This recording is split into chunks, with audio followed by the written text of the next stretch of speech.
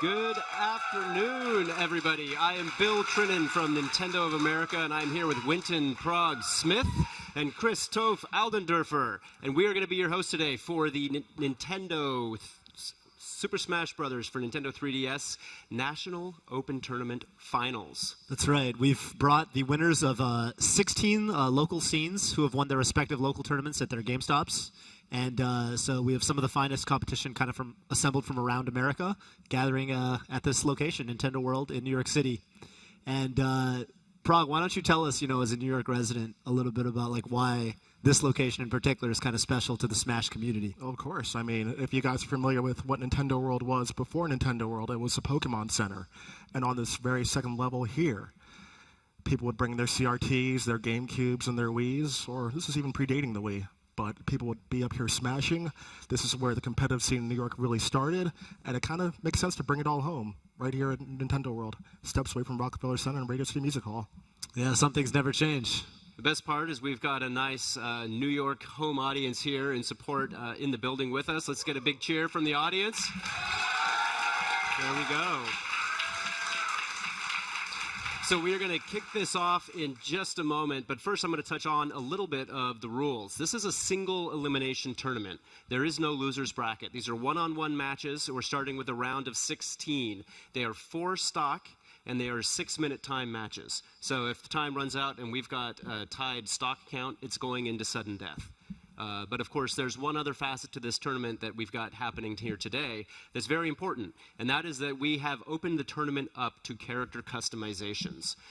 Every character in the Super Smash Bros. For 3DS has different special moves, and you can customize them per character. And so we have opened it up to all of the special moves, as well as to some of the equipment that's available in the game. The equipment is unlocked as you play through the game, and what it does is it gives you stat bonuses and things like that, and there's also some limited bonus effects allowed, but nothing that would start you off with an item like the home run bat or anything of that nature. But we will see some people who will have sped up walking speed, perfect shield explosion types, special bonuses, those types of things, and it's going to make for a very interesting match.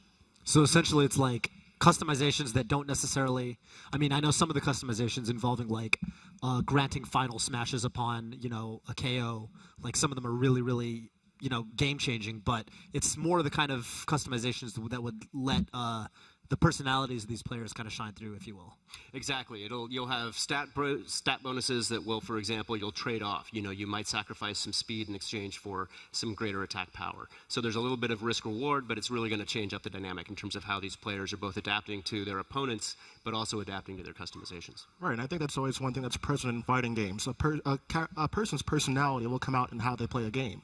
So we might see someone who is really, really offensive-minded, might throw defense out the window to go for a glass cannon-style build. Meanwhile, someone who is really in your face and expects to take damage but will deal out as well, they might decide to go for more defense. So I expect to see these players, we'll learn a bit about them through their play style as well throughout the day. Yeah, and there's one other wrinkle that we've thrown into it, and what we've done is we've allowed all of the players to bring their own personal save data. Because you do have to unlock these customization effects through gameplay. But because the game's only been out for a week, we've also said we're going to provide official save data for this tournament. And if you don't have your own save data, you can use that. Or if you want to, you can force both players in any round of the tournament to play only on the official save data. And I think we may run into a little bit of that. So that also adds an interesting dynamic to the tournament itself. And not everything is unlocked on these official save data. That's right. Not everything is unlocked, and even within the equipment itself, the effects are randomized, so you can have multiples of the same piece of equipment, and it will have different stat effects for you. Very good stuff. Yeah. So I think what we're going to do is potentially go downstairs to our green room and we're going to check in with Kit and Krista, and maybe with some of our contestants down there.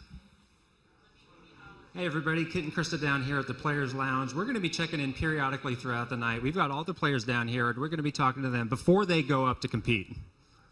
All right, so we're here with players from our very first matchup. We have Devin 3000 and Davian DT Fox. So Devin, I have a question for you. What do you think gives you the competitive edge over all of these great players we have here?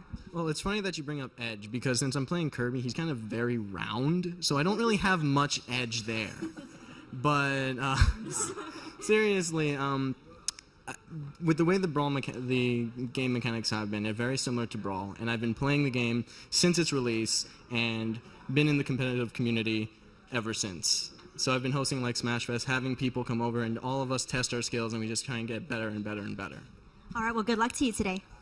And you're representing the nation's capital from the Washington, D.C. area, and you've been in New York for a couple days now. You have a chance to meet all the other players, and I'm curious, is there anybody you want to get matched up against today and anybody you don't want to get matched up today? Let's see. As far as someone I want to get matched up against today, it's going to have to be this dude here, 6, Johnny, because I know this dude back from Georgia, battle all the time, and now to fight on this world stage, if we have that chance, I'd love to be able to do so. If we have that chance, I hope we get to see it. Yeah. All right, back to you guys upstairs. Well, All right, so we're back upstairs, and we're going to get ready for our very first match. I think before we do that, maybe we're going to try to take a peek at the bracket. We're going to go to the tail of the tape. So here we see DT Fox coming to us from Alexandria, Virginia, and he's going to be playing as Mario. And he's playing against Devin 3000, who's playing, as he just mentioned, as Kirby. As the round Kirby. As the round Kirby. And he's from right here in New York City. so I definitely am kind of afraid for DT Fox. Yeah, Smash Brothers is definitely a game where, if you've been to any of the, the larger scale tournaments, people have a lot of regional pride. So, if the New York crowd in the building wants to get a little excited for this Kirby, let it happen. I think they're definitely going to let it happen. We know how raucous these crowds can get. And this is a pair of regions on the East Coast that have been clashing for years and years and years in every Smash title. Oh, yeah. So it's kind of interesting to see that these two are matched up in the very, very first match here for Smash Brothers for 3DS. Right, and Mario Kirby is kind of like an iconic matchup, too, because both those characters are so, like flagship Nintendo characters that have been in Smash since the beginning. They haven't changed a whole lot through the iterations. They're both very balanced characters. Kirby's got a lot of unique stuff that he can do with the inhale ability, so we'll see how it plays out. And also, these are both characters that were available in the demo. True. So everyone's going to have a lot of character knowledge against these two, especially if they have the demo. And it's going to be a lot of adaptation for them to learn the other matchups that have come since the game's release. So let's see what both these players can bring to the table.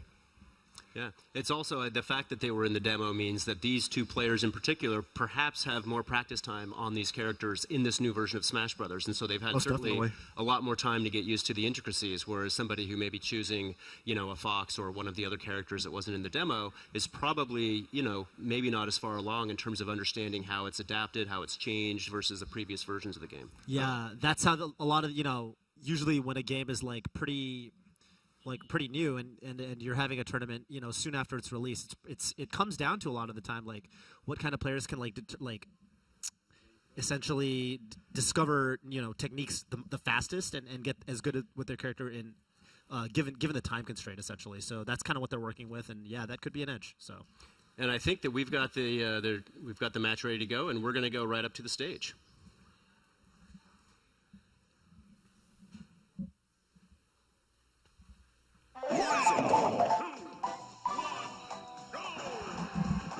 So again, all the stages that were selected today are randomized, correct? That's correct. The stages are on random, and so that's going to also introduce some dynamics to it that people are going to have to adapt to. Yeah. These guys are actually just trading a lot of forward tilts with each other, just clashing and clashing. Seems like at this level, you don't want to be pinned up against the wall. No, and you're going to start to see some stage hazards appear here. The fan is going to give you the wind blowing through, and then you're going to see some transformations come through here. And this is the classic Paper Mario Sticker Star stage. Right. Ooh, and doesn't quite do it. Really strong forward smash from Kirby, though, and he's walling out with the back air. And Kirby's still trying to get in, but Mario's been doing an okay job at using tilts to keep him away. Yeah. So here we see Mario's just charged up with Flood, and this is where he's got one of his customizations, and it's a higher powered Flood. Yeah. The Smash Ball has now come into play as well. Again, the only item available, right? Oh, and Kirby takes it. And He survives. Kirby survives. Yeah. Smash Ball. Man. All right, that's big, because that's definitely one of the more powerful final smashes. Very capable of getting a KO off that. Yeah. Maybe a little bit of that home field advantage for our player from New York City. Perhaps. For sure. But both these pairs are rolling around a lot. That time Mario waits, baits, and punishes with a down smash. Yeah. And trying to use the Flood, not quite able to close it out. Good forward air. Well, again, Kirby will not die yet. Yeah, Kirby is surviving. Kirby nearly gets the KO there but Mario also survives. The ceiling there it is. Mario with the up air. Yeah. I want to stab him again later on. That is going to look good. Yeah. All right. Now Mario's turn to, just try to rack up as much of an advantage as possible. Ooh, okay. Looked like Kirby was in trouble there for a second, but he got back. It's also an issue. We're going to see how these players are adapting to these various stages. There is no for glory. You're going to deal with everything so far today. Yeah, that's right. All right, so the stocks are even now. Mario quickly going for the charge up on the flood there. Both players taunting one another. Kirby goes from the neutral air into, look at that, rapidly just damaging Mario. Yeah, oh my goodness. And that'll do it. And Mario's up B saves Kirby. Yeah, that was actually really interesting because, that Kirby downer has been a spike in the Smash series, for so long. I think that I definitely want to take a look at that kill again later. It actually seemed like maybe even, Kirby might have been able to make it back. Do you think? I think so. Without up B? Yeah. Potentially. He could Potentially. have used his up B and gotten back. But also, it was extremely low percent KO. I think it's like 24%. Just caught Mario out of position. And nice job using the pipe to really get some leverage out of the Looks like he's got some knowledge, of how to use the pipe. Devin from New York sneaking ahead. Certainly Kirby is, holding steady there on his percentages. Mario hasn't been able to do a whole lot to him. Yeah, he's still at a pretty decent percent. Not really going anywhere. Time is running down. We're under the 3-minute mark in the match. Kirby holding steadfast to those stocks. Mario's going to make a move because a couple more percent, he's got a full stock lead, but the smash ball's in play. Ooh, and he actually bounces him off the pipe. Yeah, down air to neutral there. That was a nice flow there. Yeah. Also just connected after. Oh, here we go. And of course, Kirby's got a new final smash in this game. Right. No more chef. Yeah, no more Master Chef. Oh, and he gets him. Yeah, that's going to do it. And now Kirby with what seems like an insurmountable lead. But we got Mario's 2 minutes got left. A lot of work to do. Yeah. Oh, the drill up tilt, neutral air. And I like the choice after finishing with the neutral air. Doesn't feel like he can get anything else off of it. Just backs off, resets to the neutrals. Yeah, perhaps, trying to bait something out of the Mario. Mario trying to, catch Kirby coming down with that up smash, but Kirby doesn't bite. He's swinging for the fences with a lot of smashes, and, finally get a down smash to connect, but let's see what's going to happen. Not quite. All right, Kirby going for a swim. But actually, I think that works out in Kirby's favor because, well, some additional time with the clock is run off if we do go to time. This is true. It's not just about winning by the stocks. You have to pay attention to the clock as well. That's right. That's right. Which means, Mario has to play pretty aggressive now, to even this up. He can't, choose to play defensive because he's got work to do. He's out. Yeah. But right now in Bowser's notes, if the action goes there, Mario, you remember having last time you were over Wait there. a minute. Mario goes for the dunk. Oh my Ooh, gosh. that could have a been very dangerous move. Yeah. You've got the Bowser head rotating in the middle of the stage. And Kirby, I think Kirby has figured out at this point, has a solid lead, doesn't have to approach. Yeah. Kirby's playing this, playing this smart. Oh, and Mario just falls. Just falls. There were no edges anywhere on that Bowser head. Not at all. There's nothing to grab onto. All right. Congratulations to Devin 3000. And I guess my hometown guy from New York is going to move on. I can't say I'm surprised. Well, being from the West Coast, I have no insight on that, but good stuff to Devin, and, good try, DT Fox. It was a good game by DT Fox, but looks like we're going to get into some replays here fairly quickly. I think actually this is one of the biggest moments of the match, that final smash not ending in a KO. Yeah, that's right. Very, major. very important. That had a huge impact on the outcome of that match. Very different perspective of that game if Mario gets that initial KO. And I think actually Kirby ended up getting the first KO. Oh, no. Yeah, My Mario mistake. with the up air, that's right. Well, that's why the replays are there. Yep.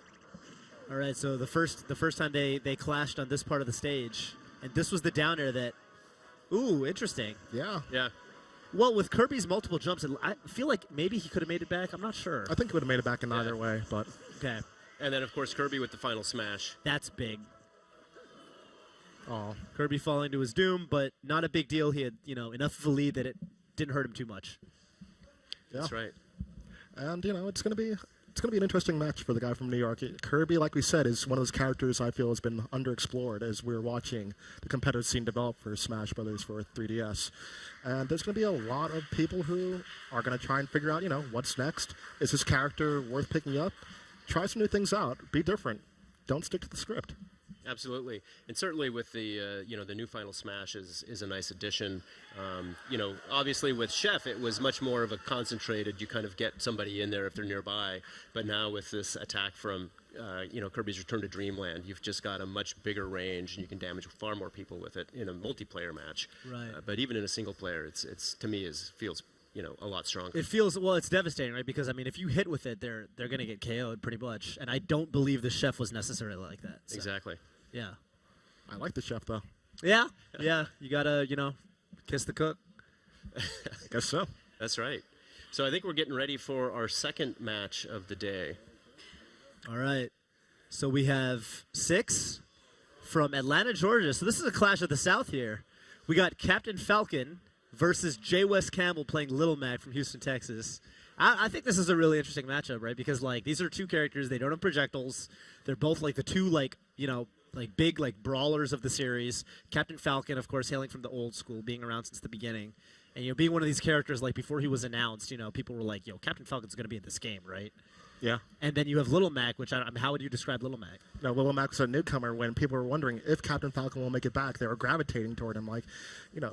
If Captain Falcon doesn't make it back, this character kind of carries on that tradition where he's a really, really in-your-face, offensive, aggressive character that you really enjoy watching.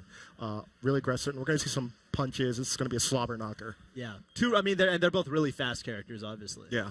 Yeah. Personally, I'm really curious to see how the random stage selection plays out, because both of these characters, as you know, has a side B that can really hamper them if you've got a lot of edges, if you're doing it at the wrong space, if you've got a stage transformation at an unexpected time and you're doing a side B, you could be off the edge with no recovery. Yeah, you could absolutely just self-destruct off that, so they got to be careful. I mean, and again, not even that, if you want to talk about Little Mac, people have been saying, in For Glory mode, he's been really, really dominant. But the thing about For Glory mode is that it's all flat stages, a Final Destination-esque, if you will. And exactly. In a stage selection list like this, it doesn't bode well. Right, you could get put on a stage where you're in the air most of the time, and that's not where Little Mac shines. So what if we go to Xenoblade stage, for example? That could be really good for Captain Falcon. So, these players got to adapt on the fly. All right, we are ready on the stage, and I think the match is about to begin. Good luck to both competitors.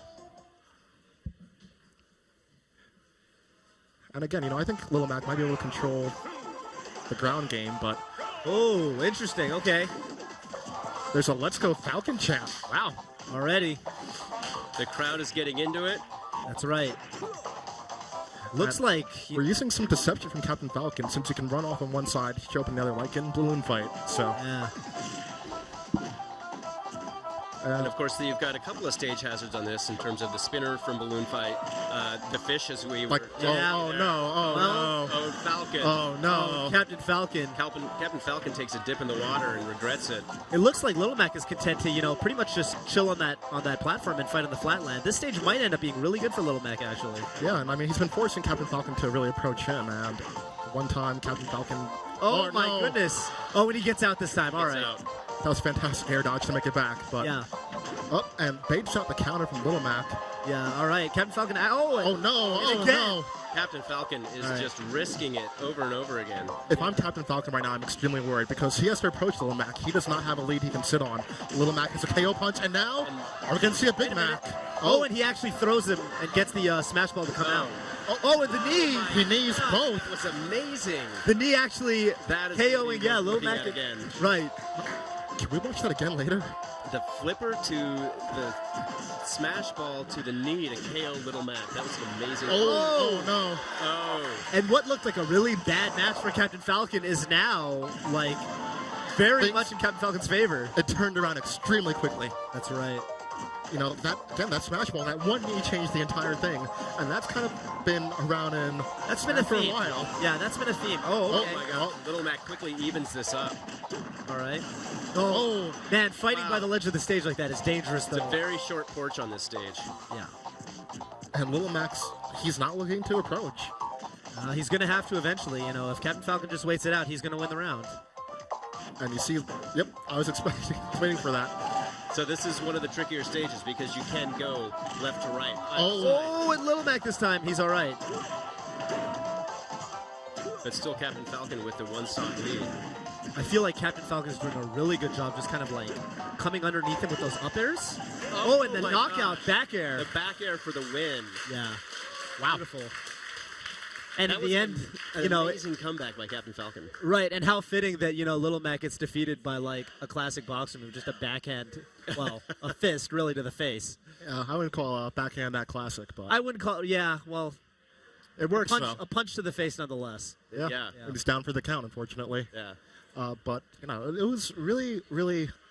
It's interesting seeing, how just one moment can change the entire match. That one knee connects, KOs Little Mac, and gives the final smash over to Captain Falcon, which turns to another stock nearly instantly. Let's take a look at some of those moments. Oh, So there's the knee. there was the knee, and that was what evened the match out. And you see when he actually knees the smash ball, that hit stays, and as Lil Mac falls into it, it kind of propagates it into both of them, so they both end up being hit.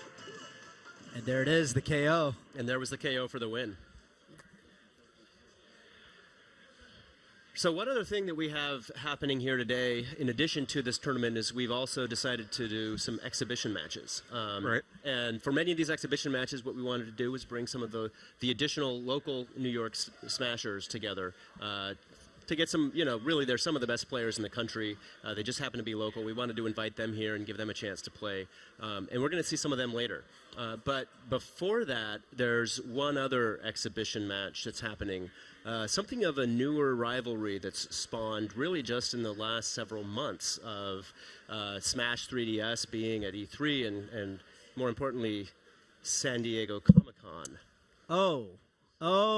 Yes. You don't say. I don't say. Actually. So I believe that Is it that time already? It is that time already. The first exhibition match today is going to be myself against Toph.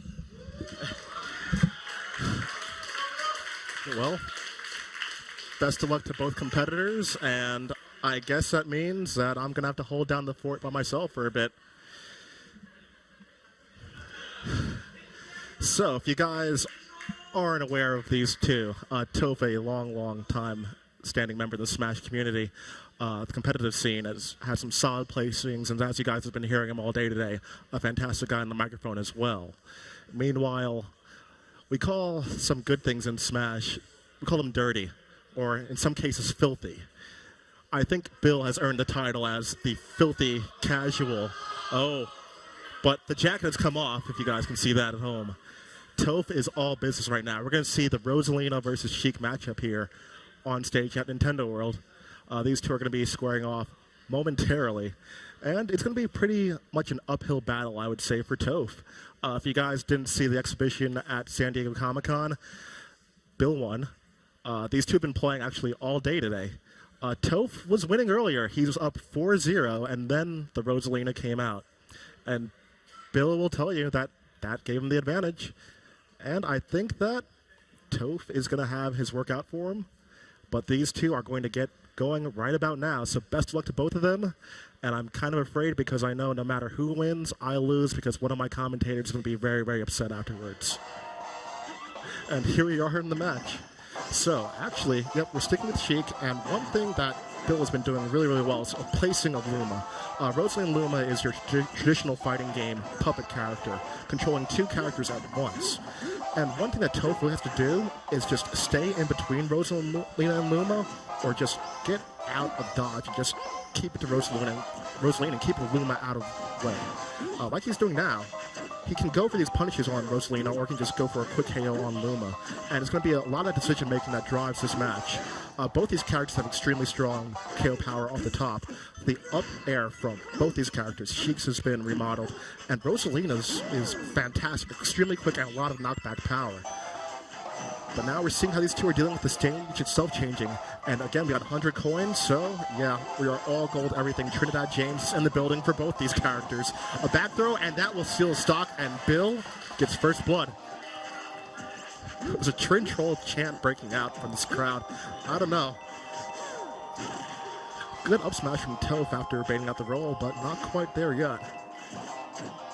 And Bill really likes using that dash attack, but right now, Luma is not in the situation, but Bill calls her back. Ooh, almost slaps out another KO. That would have probably ended the set for Toph there and then, but I think from the other matches I was seeing this morning, Bill may have been sandbagging.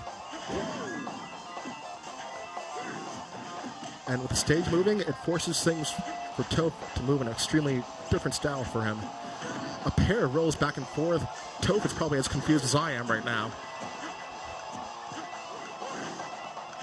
And we're going to see what's going to happen. Toph is trying to connect the back air, finally does it. He goes for about 3 or 4 beforehand, and finally Bill rolls into it and connects. A good 60% lead, but I want to see some more needle usage from Toph. Try and play a bit more zoning. And actually, that's one thing Toph was talking about before. Sheik's new down B. It kind of adds some additional maneuverability. So if he feels like Luma's going to come in on an approach, he can jump over it. So, but again, you have the gold Rosalina, and Luma's actually KO'd by the stage itself moving. So that's what we call some good luck, but that up air, not luck at all, well placed, and Bill continues to pour on the punishment. Another solid up air. And Toph, waiting for that air dodge, was able to punch an up smash. And again, these air dodges are certainly helping Bill, but again, Luma is not doing too well on this stage. A back air closes it out, and Toph basically has evened this one up. Look, I'm collecting coins. And again, this is one thing that competitors have to worry about. Moving with the stage, because you might think you have the advantage, and the stage forces you to move along with it. For a lot of Melee fans, it reminded them of Rainbow Cruise, for example. And we are basically deadlocked right now.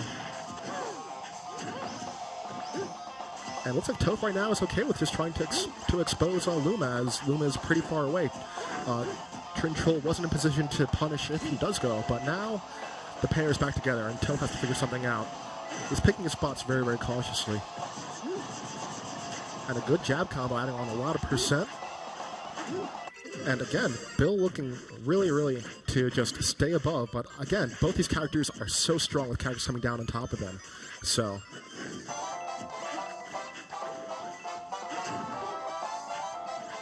And again, the pair is separated. Bill brings back together. Oh, that could be trouble. Not at all. And Toph now in position to punish afterwards. Down smash to create some room.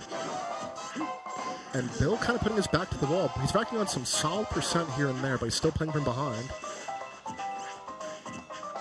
And I like how both players are really cognizant of these coins. Every 100, of course, applies a little metal features, so a bit of additional defense. But, and again, Toph just keeps trying to get below, go with these up airs, and poke away, but at charge F smash, not enough. Bill almost connected, but Toph is charging back with these forward airs, and a good choice from Bill, using the up B to leave the stage basically at that point.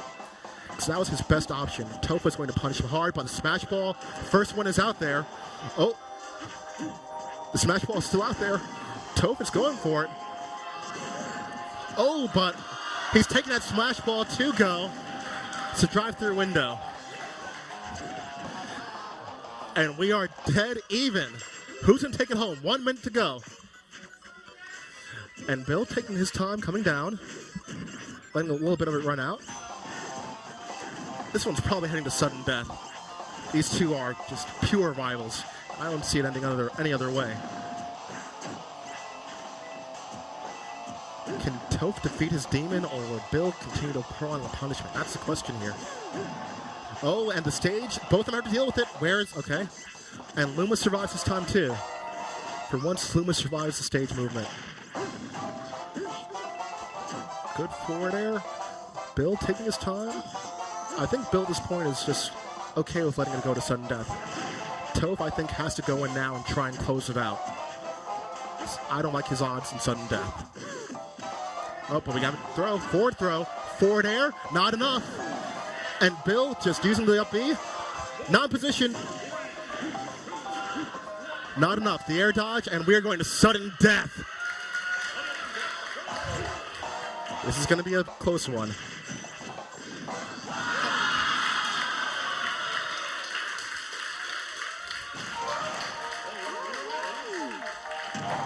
What more needs to be said? I thought Toph had that one for a while, but unfortunately, it looks like that was not the case. You know, that was quite the battle, you two. And Toph, you're shaking your head in disappointment. I don't blame you. You somehow grabbed victory from the jaws of defeat only to let it go. But I want both of you to look at this. I can't wait to relive this. I think you're about to do that right now. No, I was thinking about. We've got replay down here. Okay. Oh, man. So we got the sudden death on there.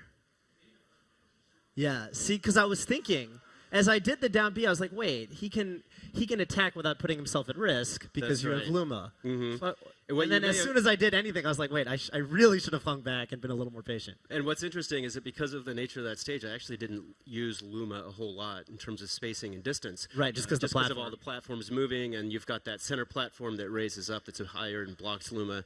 And so that's as soon as sudden death happened, I was instantly thinking, I bet he's not thinking about the fact that I can shoot Luma at him. I'm going to take advantage of that. Yeah. Well, you bet it all, and I think it worked, right, Toph? Yeah, I wasn't even thinking about it from the point of view of sudden death. Like I was just like, still kind of Still in the, just in the zone of the match and all that. Yeah. So You almost had me there at the end. It was all I could do to hold out for those last 5 seconds to force the sudden death. right. But it paid off. I mean, you have to at that point. That's kind of a weird stage too, because a lot of stages where there's defined corners, that stage is shifting back and forth. So if you're trying to run away, eventually the wall starts coming in on you, and you're like, oh my goodness, I need to start moving back towards my opponent. So. And then you've got the added effect there of collecting the coins. You get 100 coins, you turn gold, and when you're gold, you don't flinch. Right. So.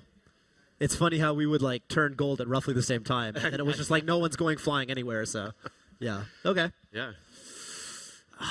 That was a fantastic battle, but I think we're going to get ready for another great one. So, Looks like we're going to have Christian versus Jumpman. Christian hailing from Bradenton, Florida, and Jumpman playing as Mario hailing from Dallas, Texas. So this is an interesting matchup because obviously the Ganondorf-Mario height differential is significant. yes.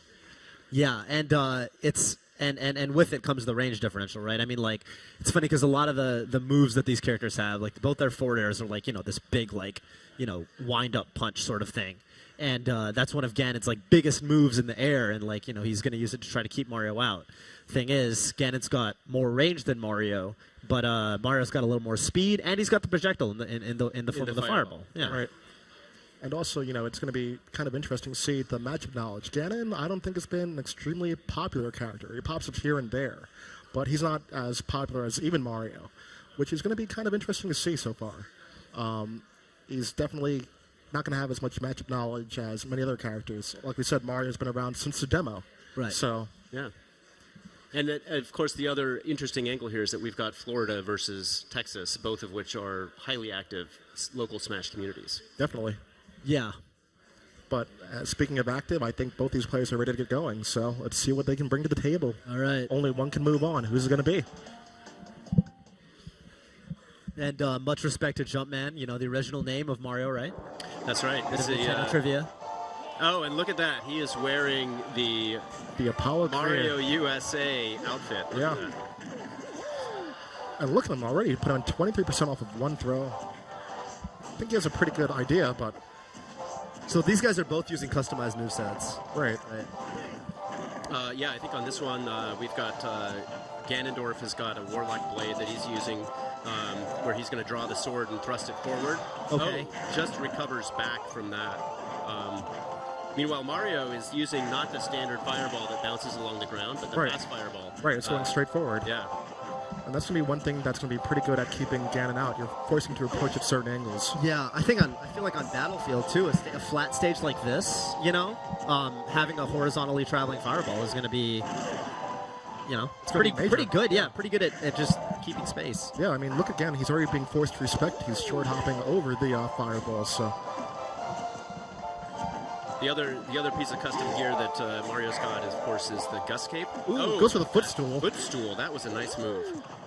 But the Gus Cape is here it is is. the standard cape, but Ganondorf. Okay.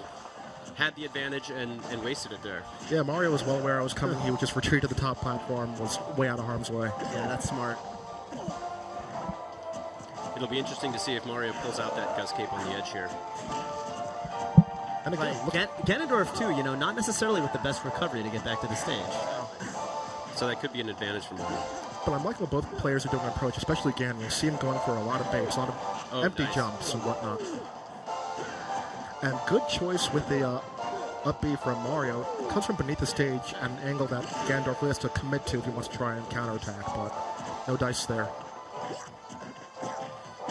Yeah, Mario's up smash there had a pretty high range on it, but the ceiling on the battlefield here is quite large. Mario takes a big risk going off stage, manages to get back. Yeah, And looks like it works out. nearly hits his shield broken on that forward smash by Ganon. Oh, okay. He was actually trying to potentially catch him rolling to the right. You know, a lot of people will automatically go and aim for center stage. So Mario, well aware of that. Oh, Wow. I thought That was impressive. I thought that was an up smash from Ganondorf, but not quite. I'm not sure. Was that a back air that Mario pulled to get out of that? Yeah, like at the last moment. Yeah. I want to see that. Nice. I like Mario just kind of sneaking in the fireball as he's falling past the ledge. Yeah, every percent counts, especially when you're playing from ahead. And these two are taking their time with this match. Mario's shield is certainly degrading, though. And that's one thing that's pretty good about Ganon. He hurts shields bad. Yeah. And I like him, again, he's trying to bait out a reaction, but Mario's not getting the reactions he's looking for. And again, he's trying to just get something to connect, but no dice. Yep. Mario's making good use of those quick fireballs. Though. Uh-oh. How much damage did Ganon take off of that? Wow, he's already at 60%. Mario just hanging strong at 175. Finally goes down. Yeah. The Ganondorf chant. Oh, and the side B. And actually, good choice because he was able to tech it afterwards. What we've seen, actually, a lot of Ganondorf players do is if the opponent misses a tech, they'll go for a down tilt or something to go on afterwards. I'm sensing that time is going to be an issue in this match because we've only lost one stock per character. We're already down to 2 minutes and 20 seconds. Yeah. Now, both these players are playing extremely pensively. We're seeing a lot of baits, it's a lot of defensive play, a lot of smart play as well. Again with a nice spot dodge there. Oh, and he actually catches the roll to the left. Oh, and the back air. Not quite enough, though. Wow. Mario with the timely dodge. The air dodge gets through both hits to the neutral air. It's perfectly timed, but let's see what happens again. You see Mario again. He's going to that top platform, trying to evade it. Ganon being smart here, not wasting the final smash, because he knows he can KO Mario just like, all right, almost like that. Yep. And I like this choice. Oh, There it is, though. And now Mario's got a chance here. And He gets it. And he can do it from range. Oh, and that And will that do it. Takes out Ganondorf. Man, I respect the choice from the Ganondorf. Like, if you can try to KO him with another move, it's a gamble. That But was it's- the right play. Yeah, it paid off for Mario, though. But all right, the match is evened up. The door has been kicked down, and I think Mario's chest caved in with it. Ganondorf, a crowd favorite right now. And he's catching these rolls away. Yeah, it's actually Pretty really awesome. interesting. That move at that angle just seems to cover so much horizontal space. That, And we've seen actually a couple times Mario throw out a move roughly at the same time, and it looks like the hitbox on it is pretty solid. It's beating out a lot of things. Oh my Like goodness. a donut in coffee, Ganondorf gets dumped. All right, catches Mario's roll away. Ganondorf has some work to do now.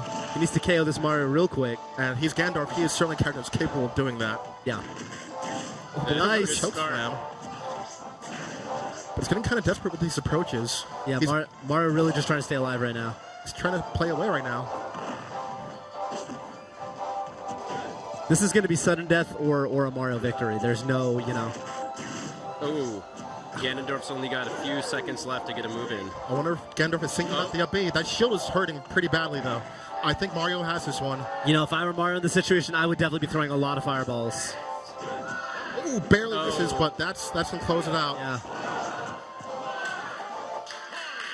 That will do it. That was a great match.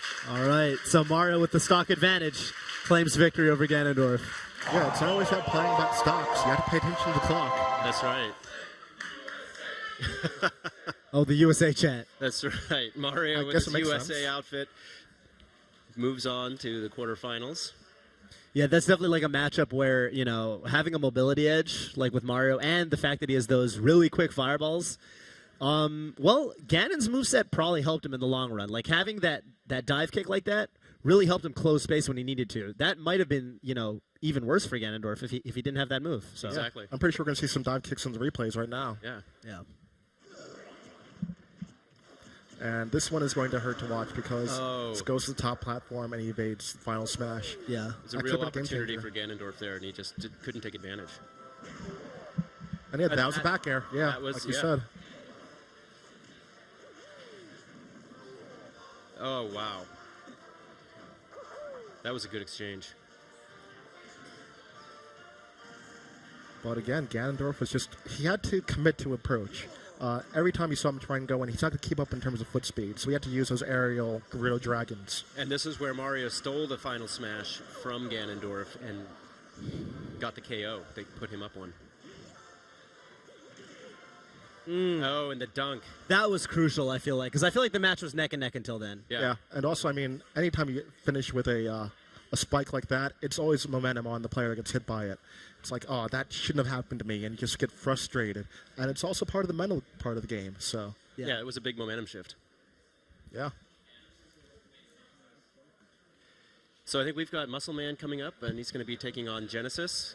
Muscle Man hailing from Chicago, Illinois, and playing as Fox, a very traditional Smash Brothers character. Right, and Genesis from Orlando, Florida, playing as Yoshi. A personal favorite of mine. And actually, a lot of people have been picking up and saying he is a fantastic character in Smash 4. Yeah, he does feel really nice in Smash 4, and he's got a new character model. He walks more upright now, and just kind of like his animations just look really nice and clean. Well, the real advantage this time around is that his recoveries have been improved so much. It feels like he's got a little bit more height on his up jump, and Right. And then of course his up B with the egg throw gives him quite a bit of horizontal distance Right. and just a tiny little bit of vertical lift. And so you're able to go off edge. You're able to do battle out there over the edge, do edge guarding, and still get back to the stage in ways that you couldn't in previous versions of Smash Brothers. Right. Because, again, his up B, not the best recovery move, because really it's just the egg throw. Right. Right. But just the subtle change to that has really made the character quite a bit stronger. Yeah. Oh, definitely. And more fun, too, right? Because you can afford to take more risks off the stage. Yeah, he's also quite a bit speedier this time around, and in fact I've been playing Yoshi since Melee, and he was the first character I played in the new version. And as soon as I got my hands on him and felt him, it was the moment where I was like, okay, this makes sense. This game is going to be great. Right. All right. And of course, we have Muscle Man playing Fox. Now, Fox is, a lot of people have said he's been defanged, but this guy made it here. We're pretty sure we're going to see what got him to this point. Yeah. Fox, of course, was extremely strong in previous iterations. Got toned down a bit. A lot of people are saying he's been toned down once again. So I'm not quite sure what we're going to see from him here. Right. He's definitely got a couple really good strengths. I mean, he still has the laser, which is going to be good for racking up damage in those situations where you just want to stay safe, pull back. He's got his up smash, which is like a really, really devastating KO move. That has never not been like one of the best and easiest ways to get a KO. Because again, in this game, when you knock someone off the stage to the sides, they can come back. But when you knock someone off the blast zone, vertically, that's They're it. still coming back. The stock is done. Right. So, yeah. But again, If I'm not mistaken, though, I think in this particular match, what we're going to see is some custom movesets for Fox. I think he's not using the standard blaster, but possibly a charge-up blaster. interesting. Okay, so that has stun, right? I believe so. We'll double check on that. But Right. yeah. So I'm really curious just to see how Fox is able to do in this new game in a true competitive setting. Right. And of course, once again, we're seeing a really nice regional matchup here between these two players. I think some real opportunity for folks to come and kind of establish themselves within the Smash 4 community. Right. And of course, Muscle Man coming from the Midwest, which has traditionally been one of the scenes that goes under the radar. They really haven't shown up in recent years until About last a week week. ago. About a week ago. But let's see, because Muscle Man has showed up here, and he is ready to go as his opponent, so best of luck to the pair. All right, we're going to go to the stage. 3, 2, 1, go!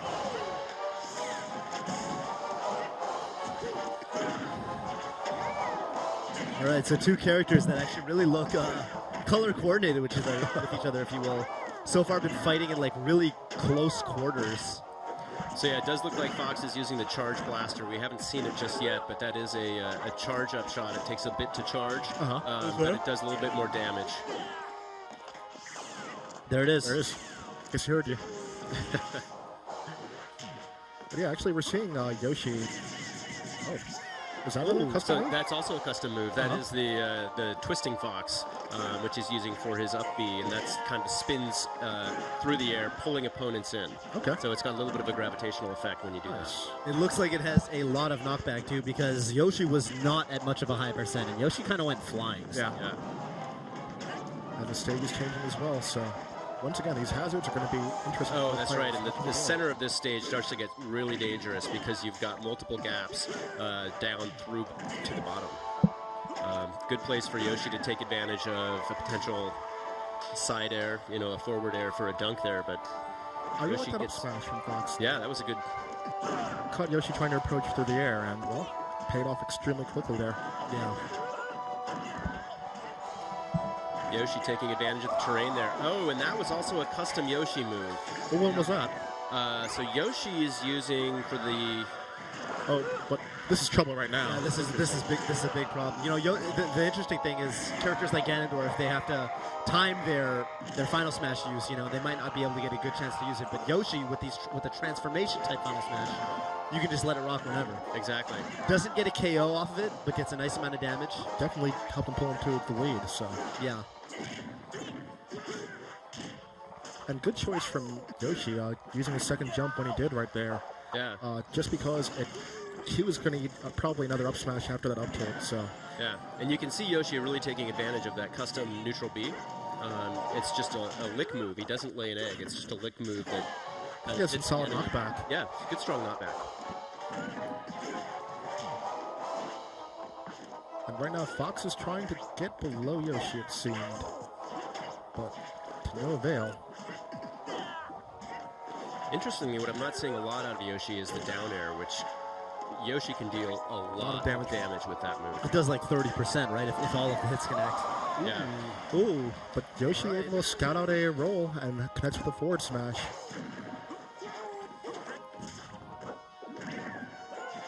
Good dash attack from Fox. Oh, and There's there the it down is. air. Flintstone special.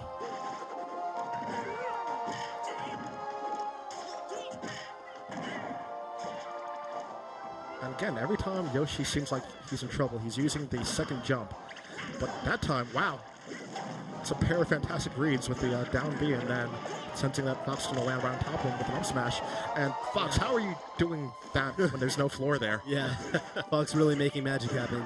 With a forward smash, but just, and he actually just bounces him off the wall into the up air. That was really cool. That was a really nice move. I want to see that one again. That time you can do it. You're on the ground. That makes sense. That definitely made more sense. Fox kind of just like trading down right now, but he's still, still got a deficit, so he's got to be careful. And also, we just saw the new down air from Fox kind of spiking. And that was in a previous iteration as well. Yeah. So yeah, Yoshi's got to be careful there because there's just enough slope on that middle platform that if he does that down B, he's going to slide right off.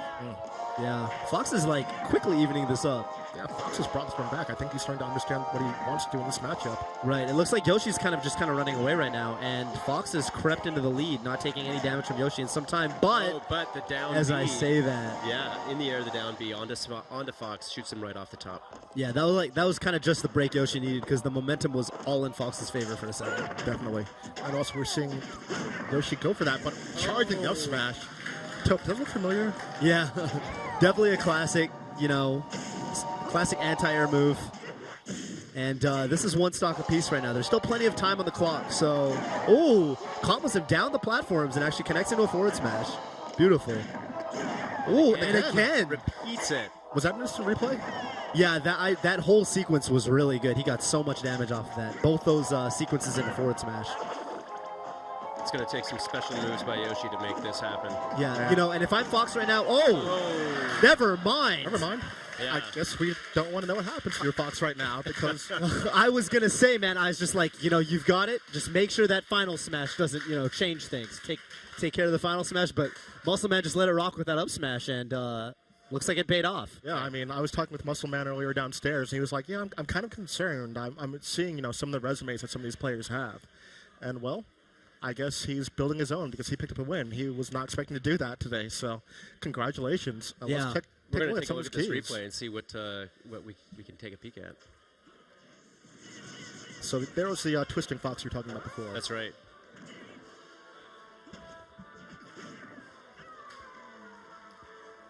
And again, the up smash, catching Yoshi approaching through the platform. Looks like a caught Max underneath. And that was a good equalizer from Yoshi using, again, one of his custom specials. And using the Here's the final smash. right, the status changer. Yeah, Fox didn't get KO'd off of that. The panic situation, you see both characters just kind of rolling into each other. And, Yoshi had the presence of mind, but Yeah. speaking of presence of mind, you missed a tech. I'm going to go ahead and up area. Yeah, exactly. And And those charge up another up smashes. air. Yeah. That's up smash, I should say. smash, yeah. And this was the big one. Yep. Yeah. Those smash did close it out. It really looked like Muscle Man on his last stock was like just moving a lot more fluidly than he was on his previous stocks. Like maybe he had the jitters or something, which is definitely an issue when you're playing on, on the stage essentially. Yeah. And but finally, like that last stock, it was just like boom, boom, boom, boom, boom, racked up a bunch of damage, and then just caught him coming down with up smash. So Yeah, and that was a up smash of confidence because Yoshi was nowhere near. Like maybe he's going to roll into it. Maybe he's going to land in a place he shouldn't get to. yeah, that's called the call out. Yeah. Yeah. And I think maybe it was a bit of anticipating Yoshi to go for that smash ball. Yeah. So I think we're going to go back downstairs to Kit and Krista to check in with the two of them as well as some of our players. Hey guys, welcome back to the Players Lounge. We got our next matchup here, Fallen and Dark. So I got a question for you, Fallen. You're actually from San Jose, my hometown, so I'm rooting for you.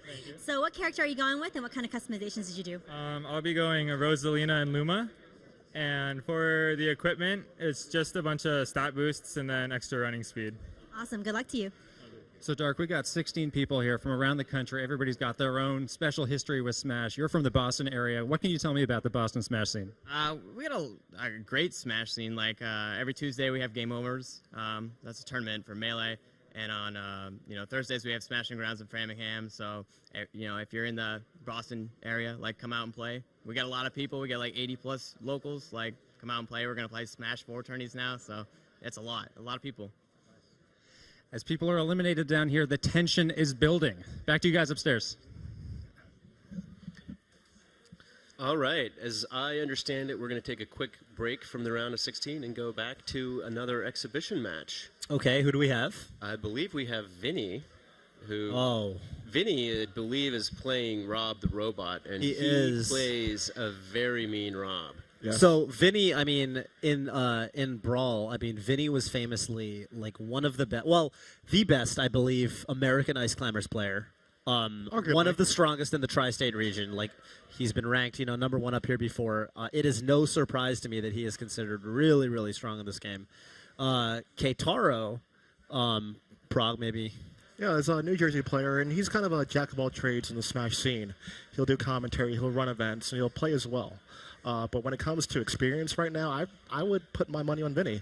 The guy is a complete Smash compendium. Right. He was so anxious. He has his Japanese 3DS. He imported the game. And I think he already has over 1,400 matches logged in his Rob. Keitaro, best of luck to you. Yeah, I mean, Keitaro definitely knows his stuff. It's just like Vinny just has the experience edge, as far as I would be able to call it. Yeah. And having, I spent some time actually in Japan going to tournaments with Vinny. I was kind of translating for him. I was there for about a week or two, and he entered 2 really large actually tournaments out in Japan and got second at both. Second to different people actually. So like, if you will, I mean, he was probably the highest consistent placer at both of them. So. And his Rob play is really impressive. He's doing things where he's angling his beam shots so that they're bouncing off of the ground, reflecting them up at people at a distance, just really able to read the angles and how to use that. It's really impressive. Yeah, and the gyro too, right? Oh, yeah, he's constantly throwing the gyro out at you. Yeah, I mean, the guy's an extremely talented player. He's been around for years and years, and it makes sense with the new title that he would be one of the players to watch. So I'm pretty sure we'll be seeing a lot of him in the coming months. And speaking of seeing a lot of them, I think we're going to actually get to see him play right now against Keitaro. Best of luck to both competitors. New Jersey versus New York.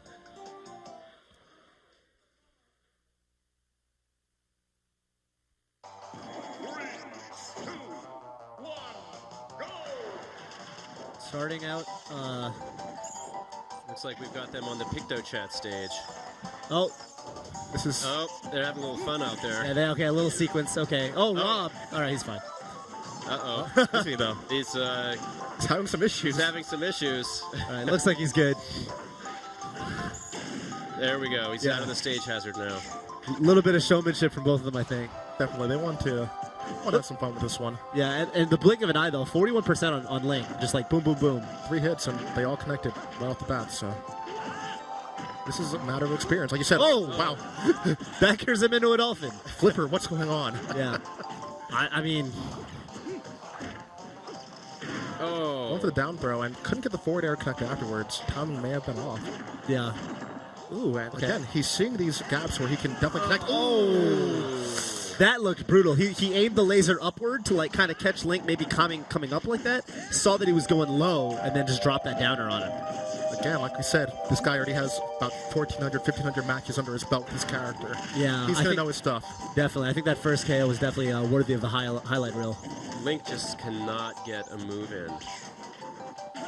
Yeah, man. I mean, it's not even like, clearly he knows what he's doing. It's just like Rob just is one step ahead right now. Or 2 or 3, I would say. And again, he's just doing a fantastic job of zoning. And then he gets these grab opportunities. Oh. Oh. Oh, careful. Oh, my goodness. Rob is going to be okay. Vinny really well versed of when he wants to use his air dodges. And wow, Oh. even the stage wants Rob to win. This isn't fair. Looks like, well, I mean, it's more like they got hit by the same stage hazard. It's just that Link was at a higher percent, so he was in more danger. I mean, it continued the combo at that point. Yeah, true. All right. Smash Ball comes out. But we have a charge laser as well. And look how many hits he was able to pile on with that. Yeah, actually did not. This. And he This is the trouble. Smash ball, throws out the gyro. And But Link, interesting. down air. disjointed Nice. hitbox wins out. That was a really smart choice from Keitaro. Yeah, I mean, Rob just has his arms, and as long as they are, a sword is going to pierce right through them, so. All right, but after all that work, Vinny is still up a whole stock. Yeah. And he's only furthering this lead. It's funny, both these characters have, good options up close. Link has a sword. Rob has pretty quick moves with his arms. And then they have the projectile game, but it really looks like Rob is ever so slightly faster at throwing those gyros, right? Link has to reach into his satchel and pull the bomb and then throw it. It looks like Rob is able to just chuck it. Right. I do get the sense, though, that Link is adjusting his play a little bit and trying to adapt to Vinny's attacks. Okay. Oh. I hate escalators. Yeah, I mean, is that how escalators work in real life? I don't think I've been on those. Not the ones that are 2D, anyway. Yeah, not the ones that 2D and not the ones that dump you onto another escalator several feet below. Vinny went for another down air there, but just couldn't quite connect. And actually, I'm sensing some desperation from Keitaro's play, but again, these charged shots from... This is going to be a zone where I'm not happy from Keitaro. Yeah. The full stage battle... Oh, he thought he had escaped the tornado and then jumped right up into a new one. Yeah, but I'm sensing some desperation from Keitaro. He knows he's only got 2 minutes. He's a stock behind. He has to make something happen extremely quickly, and he's doing some not the best options, but that was a good option with the up smash being used as an anti-air, and that's a fantastic read. Yeah, reminiscent of Muscle Man's Fox from a little while ago. But these Putting a punishment on Rob. But that was really brutal. I think that was definitely something I'd like to see again. It certainly got him the damage that he needed, but Rob was able to take out of it and avoid the KO. I mean, that's the difference right now. You're trading good punishes, but if you're getting stocks and the other person's just adding on percent, it doesn't bode well for you. Oh, okay, gets the KO. But still a stock behind, but will this change things? All right, he's got the final smash. The, That's a solid bait. Yeah. Looked like he was going to land and then just takes off with the up B. And I think with the loss of that final smash, this game is as good as over for our hero of time. A couple of old school NES characters going at it here. That's true. Well, is Rob a character or is he a piece of merchandise? That's the real question. Oh.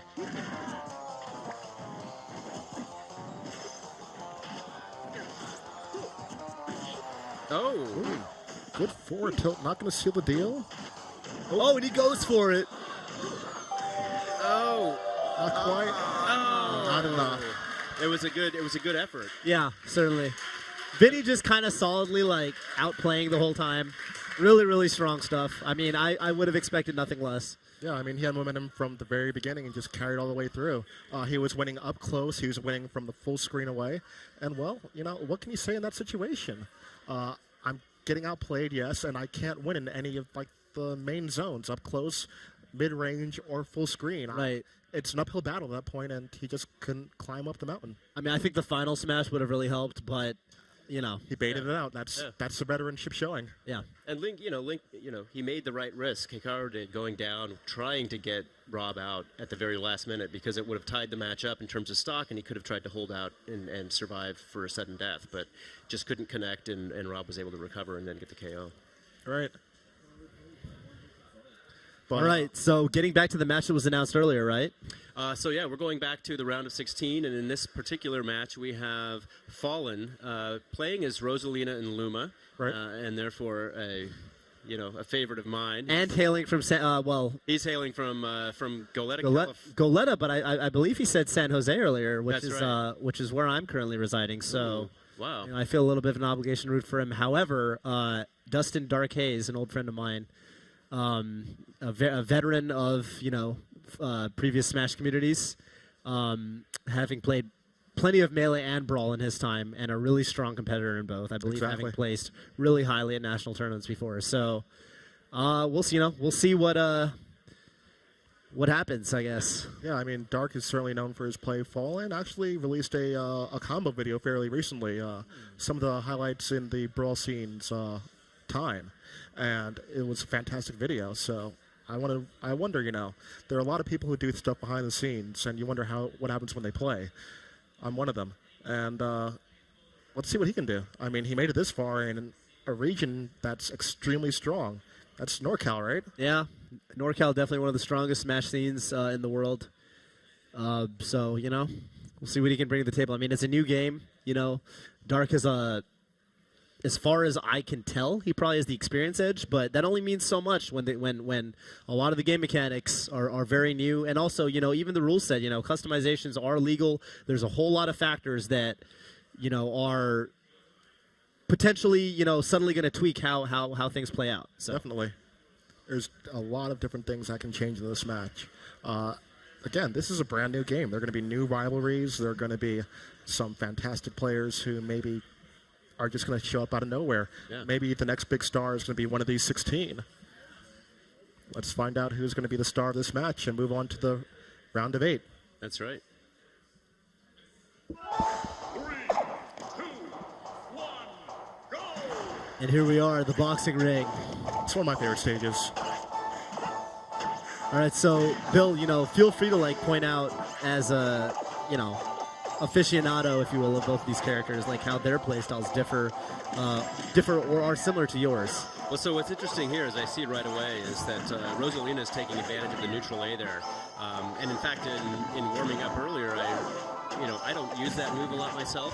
It's interesting in that as she does that, she's got the consecutive hits, and if you've got Luma in the right spot, Luma actually will move forward as she continues those hits and help space out the other player. Now, Rosalina, however, does have probably one of the weaker final smashes in the game. Yeah, that's right. Especially on a stage like this, it's so big that it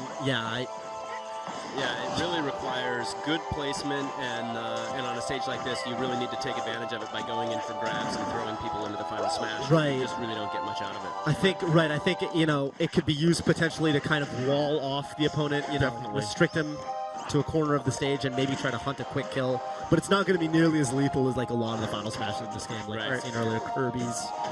especially on a stage like this with ramps, and if you are able to just pincer them between a ramp and the final smash from Rosalina, that could be trouble for any character. Yeah, that could be a really good application. Yeah.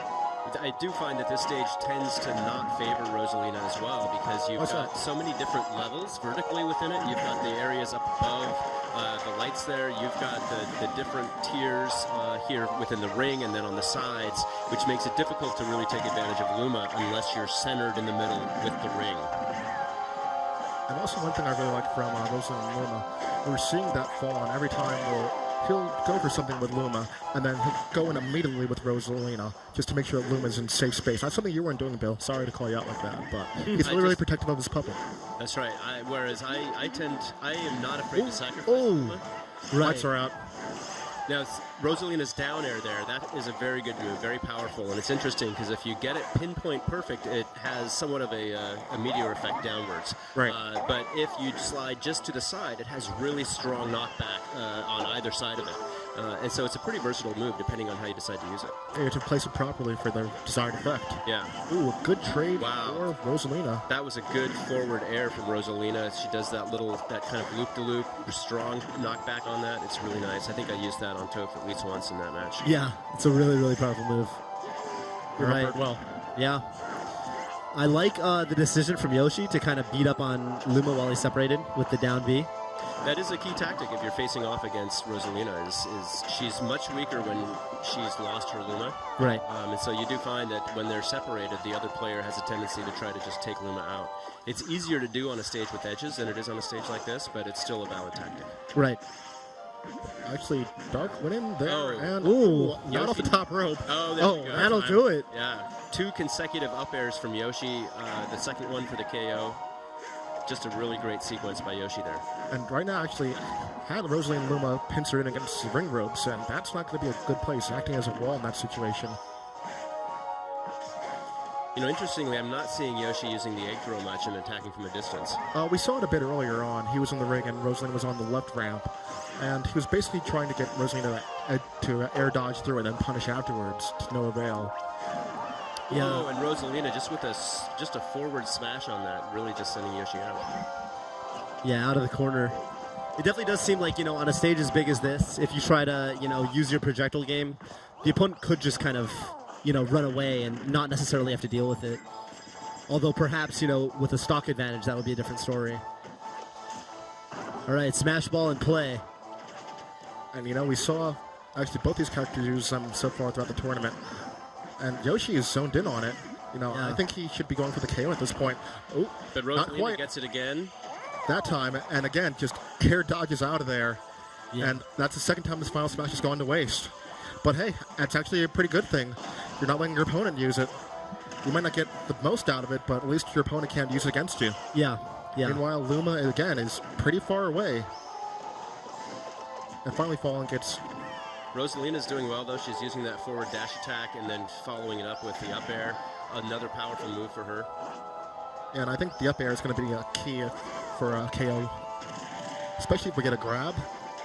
Yeah, the other opportunity she has out here on the edges is with the grab and throw. She does a back throw out of her grab, and that can be a very powerful move. Yeah, but speaking of a powerful move, that Yoshi up air actually connecting on the double jump.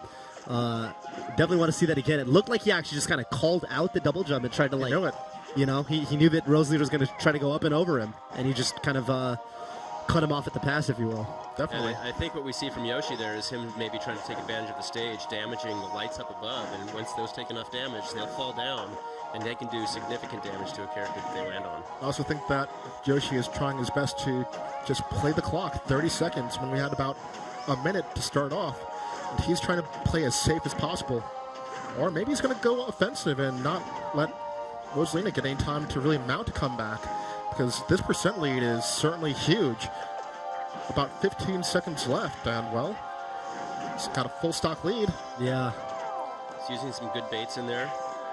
At this point, Rosalina can try to even it up and make it a sudden death situation, but... No, it's not going to be anywhere near. Oh, that's it. And Rosalina says, you got me, bro. Accepted his fate. Yeah, okay. But another solid game from this pair. Yeah, Dark comes in from Boston, not too far away, gets the win.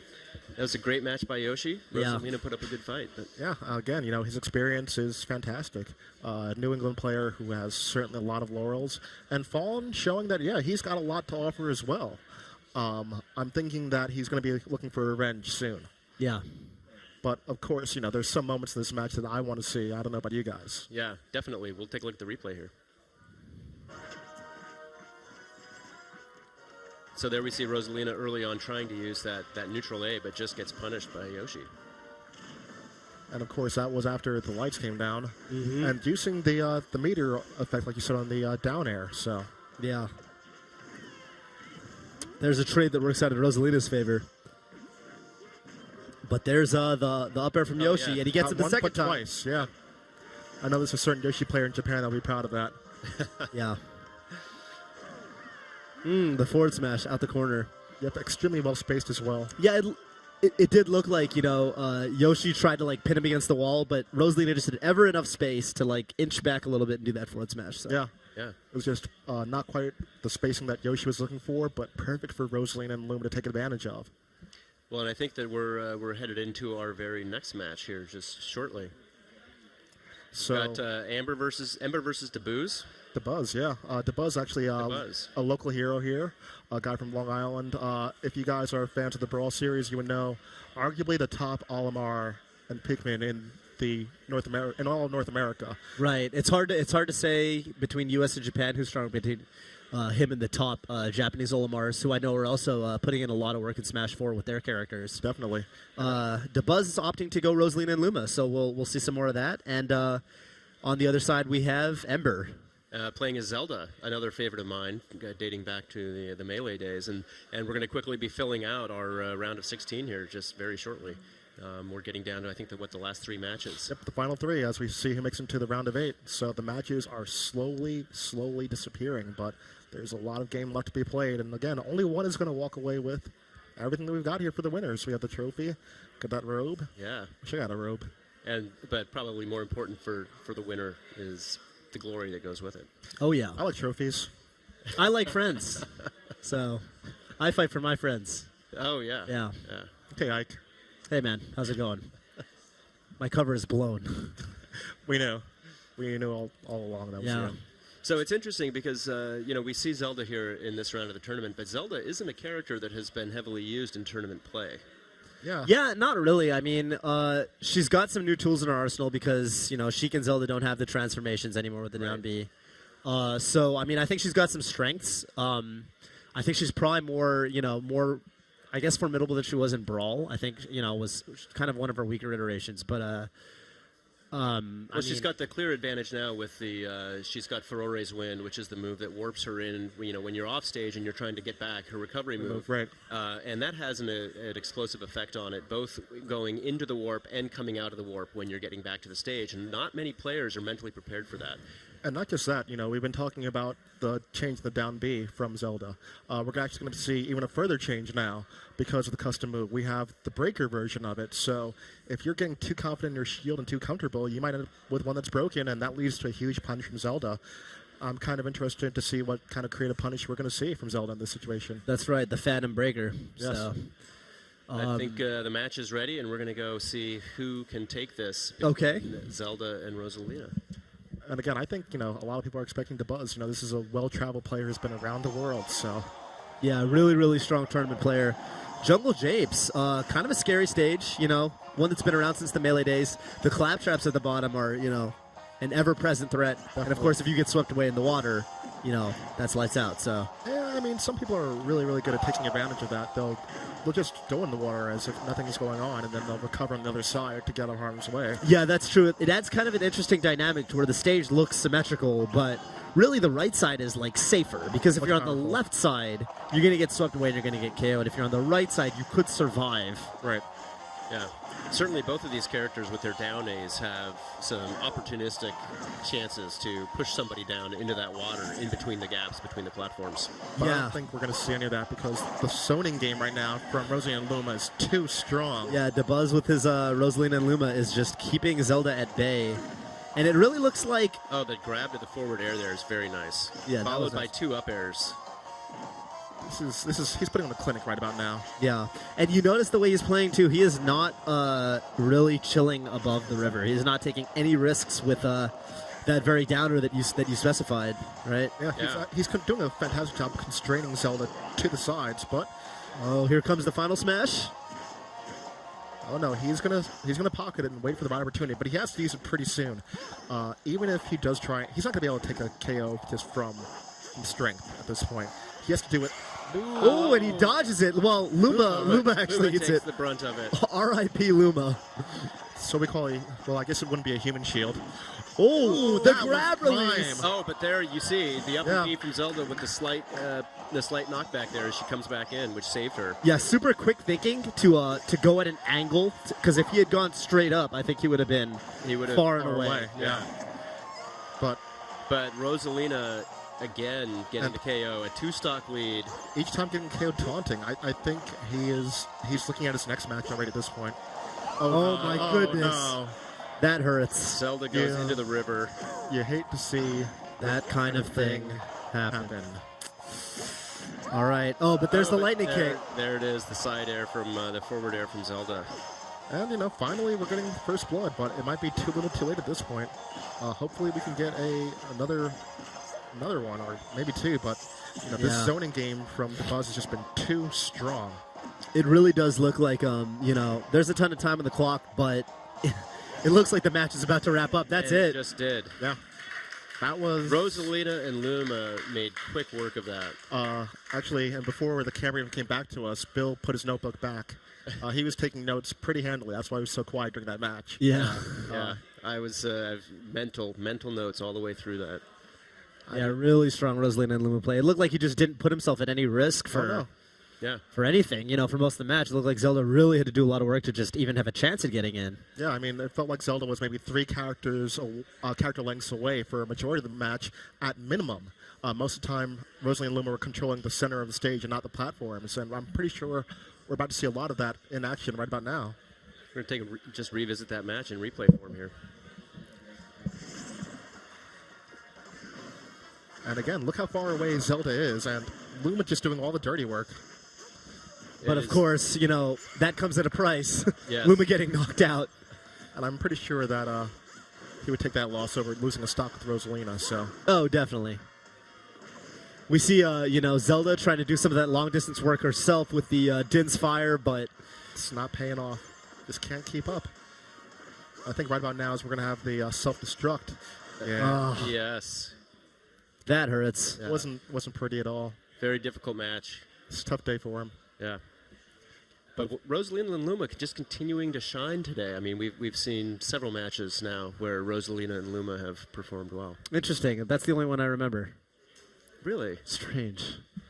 I guess we'll have to agree to disagree. But again, I think we're going to see some more of the local talent here. We've got 2 players, both from, again, the tri-state region, one from New York, one versus New Jersey. So this rivalry, the George Washington Bridge rivalry, will continue. That's right. It's pretty interesting. We've got Doom actually from New Rochelle. Yes. And False from New Jersey. That's right. So 2 players who are extremely well-versed again in the series. And you've played False, I believe, Bill. Yeah, I played False yesterday. How'd that go for you? It went all right. False plays a mean Sheik. How much did you play him? How much do I play? Well, how much did you get to play with False? Oh, it's just one match. It was just one match. Okay. And I took the first stock, which I think surprised both Keitaro and False. But then False came back and won the match. Okay, interesting. So, all right. So, it sounds like he definitely, knows what he's doing. I know he's considered a strong Smash player overall. Doom, of course, himself, no slouch. Yeah. And I don't know, if you can speak to, what kind of scale these guys generally try to perform at. I know Max just puts in a lot of work for the community. Right. He's kind of like, you mentioned with Keitaro earlier, kind of a jack of all trades. You see him, behind the commentator's desk, behind the TO desk sometimes. Right. And I think False is kind of in that same boat. He might not be as much on the TOing or commentary, but it's pretty often we see him at an event with a camera, a video camera, really taking note and creating memories for people that are going to relive these events games for years to come. Okay. And I think that's one thing that we're used to seeing from him, because even in the infancy of this game, we're seeing him posting videos of strategies and things that he's implementing. I'm wondering if we're going to see his Donkey Kong today, because we've been hearing a lot about that. Donkey Kong with a B and using the custom move that gives him additional armor on that. That's right. So it's been a strong tactic so far. I know there's a Donkey Kong player from Long Island named Will. I'm pretty sure he's in the crowd now, actually. Arguably the strongest Donkey Kong in Brawl. And I'm pretty sure that he may be really excited to see this guy play.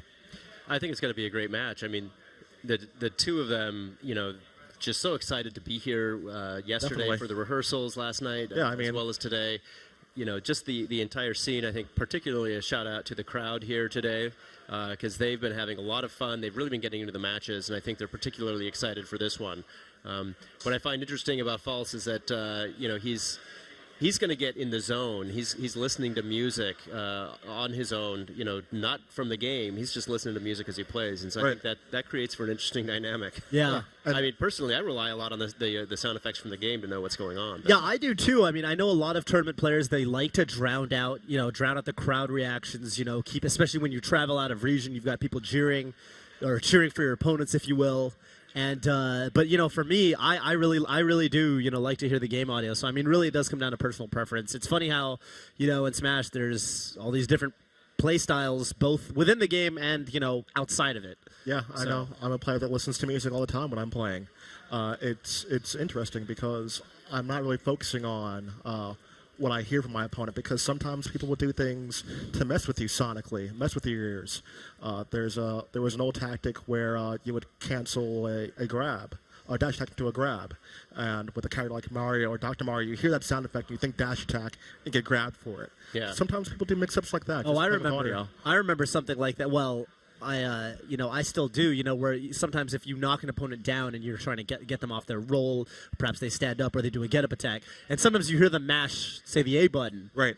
And I don't even mean to do it, but sometimes I just hear the click, click, click, and I'm like, oh, they're hitting the A button. They're going to do a get-up attack, and of course, that's going to be more for a GameCube controller. So we'll see when the Wii U version drops if that tactic comes back into play. But definitely will. Right. Yes. Any edge you can get, right? Yeah. I mean, there's definitely a lot of players have tells. You can see what a player is doing. I mean, there's rumors of certain top players standing behind their opponent to look at the controller in high-stakes matches. Oh, who could that be? Maybe someone that Reggie may have called out. Oh. I don't want to say any names, even though I almost did. Well, I think we've got our two exhibition players ready to go, and we are going to see who is able to take this match.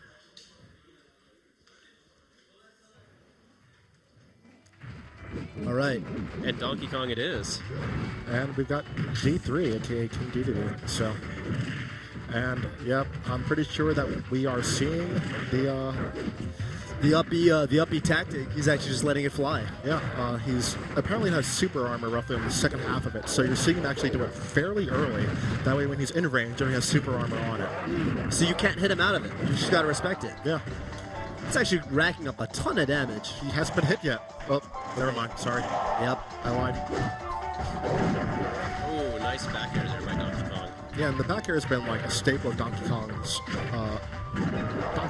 moveset for ages. So it's really good zoning tool. Oh yeah. Forward tilt slaps him off the stage, and well.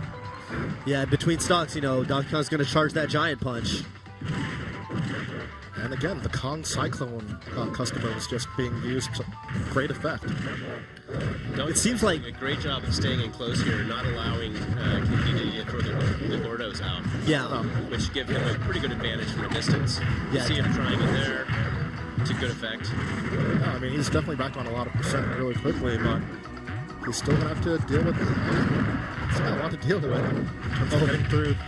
Oh, that time using a multi move with a forward tilt. Good choice. Well, here comes the Oh, sir. Swing and a miss. Well scouted.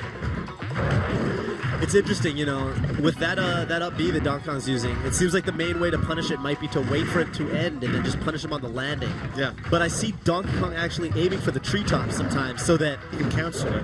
Right. He lands at a different height, so it's kind of tricky for DDD to punish it on the landing per se. Right.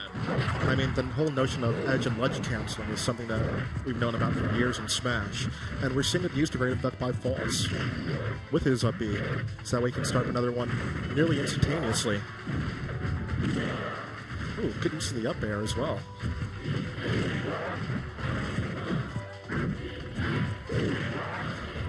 And again, just good zoning.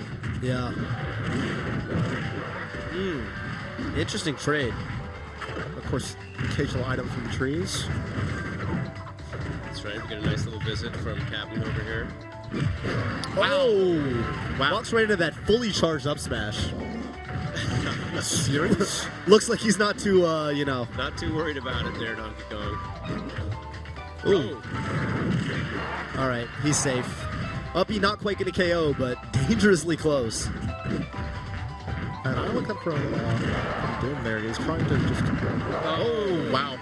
Oh, and a ton afterwards. A ton in the little swinkle. Nothing more satisfying than knocking a Gordo back into King DDD. Again, these back airs just doing some fantastic work. It's a good zoning tool. It does a lot of damage as well. Oh, and now... And things went from bad to worse. Oh, yeah. So you're under the last stock. He has a final smash already in the bank. Yeah, this is rough. So we call it uphill battle. Oh, but knocked it it's loose. free. This could be DDD's big break. And also, looks like the B has some interesting properties besides the super armor. It's actually sucking him in. It feels like, oh. And there, this time he lands it. Ooh. Knocks a few durians down from the tree there in the process. Right. But it's still a full stock deficit, so, in spite of that, well, maybe if one more, comes down, he needs to hold on until then. The question is, will he have time? Because, again, every percent counts, and, well, that's another 11. Donkey Kong just racking up the percentages on King DDD right now. Yeah, we're seeing, actually, he's baiting these second jumps out, looking to counter afterwards. Right, a really common tactic, if you're in the air, you're going to try to double jump over your opponent, but if they call you out on it, you're in a position to be punished even more. Good stomp. Looking for the down here to finish him back, but nothing on it. And again, he's just doing a hitbox of the mallet. Oh, there it is. Oh. Kicks Gordo back into him. Wow. And False takes it home. That's what we're talking about. People are figuring out how to make their characters that may not be perceived as great even better using custom moves. Not even equipment in that match, just custom moves. That Kong Tornado gave him so much just mobility. It gave him armor. It was a jack of all trades. It was fantastic. And he used it all throughout the match, and then with the back air on the Gordo to knock it right back into King DDD for the KO. Yeah. Nothing could be more satisfying than winning a match by knocking an opponent's own attack right back at them. That's right. Yeah. Even dating back to, I remember back the Smash 64 days, how when I first realized the satisfaction of reflecting a fully charged Samus charge shot. Oh yeah. Back at Samus with like Fox's reflector. It's just like the ultimate satisfaction, especially since with that move, it doubles the power. So exactly. Yeah. Yeah. All right, we're going back to a match that we've been looking at in the bracket. We have another Rosalina Luma player, Zoltis, hailing from Miami, Florida. Extremely popular character here. Yeah, and the second Mario we've seen on stream today, I believe, Jesus from Denver, Colorado. Yeah, I mean, Zoltis, again, is another player that's been known fairly well. A fantastic player in the Brawl scene as well. And Jesus, this is a guy whose stock could be rising. Another player that we may not know too much about. Coming out of the Rocky Mountain region. Well, I'm not too sure what they've got out there, but they've certainly got some talented players. Yeah, I don't know much about the Colorado Smash scene, but in that part of the country, it gets kind of weird. Wyoming, there are players out there that we don't know about. Colorado, definitely. I mean, the thing about the Smash scene is there are players everywhere. Exactly. I know there are players in Alaska who will come down once a year or so just to see how good they've gotten over time. So yeah. We actually we were doing a Bring Me Smash event in Seattle over PAX weekend, and there was a guy that flew from Alaska down to Seattle just to come find us and play Smash in Seattle. is he wanted to try it out before the game launched. Well, I mean, that's two different things. How hyped he was for Smash and, what really is there to do in Alaska. So. I hear it's beautiful up there, actually, man. Yeah. Yeah. I've heard great things. Yeah. It's a bit cold for me, unfortunately. Yeah, I've only lived in really, really temperate climates all my life. So even this weekend's New York weather is a little much for me, I'm afraid. Sorry. This is the weather I love. It's dirty, it's grimy. It's the kind of play I also like to see in Smash games. I like seeing that just getting past an opponent and just breaking them down. So I thought we were talking about the weather. I'm really confused right now.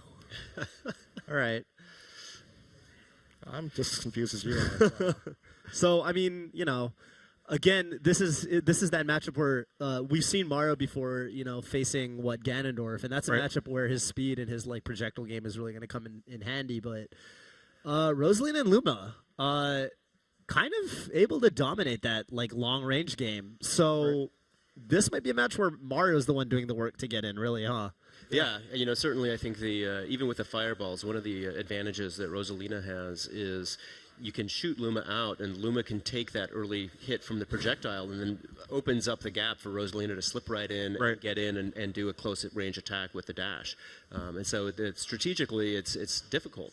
You've got, as a projectile player, you've really got to take Luma into account and understand how Luma absorbs that damage and deflects it from Rosalina. Yeah, and I mean, every player has two different sets of both equipment and custom moves, correct? They've got the custom moves themselves, which are all of the B specials, and you've got 3 to choose from with each B special, and then you've got all the equipment, and the equipment is, you can choose, I think, 3 pieces of equipment per character, and each of those will have some sort of stat bonus and some stat drawback. Right, and I'm kind of wondering if we're going to see some. Well, we actually don't know what Mario is going to be going on with this with his equipment. Hopefully, it's something that will help him close the gap in this matchup. We're going to see Mario up against Rosalina and Luma. Let's take a look.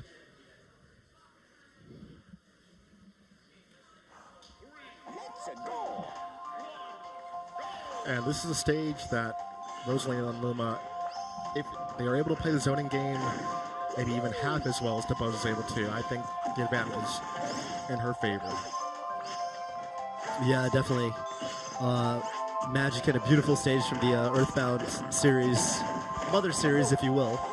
Also a stage that's got some stage hazards, and you see here that Rosalina has gotten an ally in this match, helping her out against Mario, and this is not an easy thing to deal with on this stage. I mean, especially since now it's not really a 2-on-1, now it's a 3-on-1, right? Yeah. This is actually Mario's looking pretty outnumbered right now. It's a tough day for the plumber, but a good charge forward smash. But again, the only items on are the smash balls, but he may as well be an assist trophy on the stage. Essentially, yeah. That's right. Yeah, good stuff to Mario actually knocking him out. I think that's the correct choice there. But Rosalina's, yeah, her upward KOing potential is so strong. Yeah. Oh no. Recruiting the old friend. Oh yeah. Welcome back. Looks like Mario. Oh, not quite. Mario trying to do his best to get rid of it and just trying to even the odds, even though it'll still be a 2-on-1, but. I have to say, Mario is doing quite well to be in the position that he's in, considering that both of his stocks, he has been fighting 2 different characters. Yeah. But, I mean, that's also part of knowledge of the game. Rosalina and Luma has been knowing that, yeah, the spawn right there. May as well take advantage of it. That's right. Again. We're seeing a lot of Rosalina final smashes today. Yeah. That's right. And I like how Rosalina's playing this. I mean, knowing that final smash isn't one of the most lethal, but using it just to threaten space and forcing Mario into the corner where it looked like she was maybe hunting for one of those, up air kills. Yeah. And up. Not again. Not again. Oh, this time. This time Mario's got it.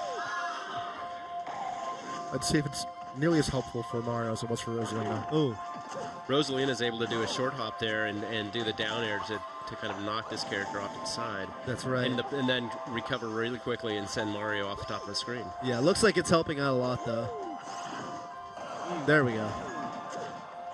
Rosalina finally taking it out.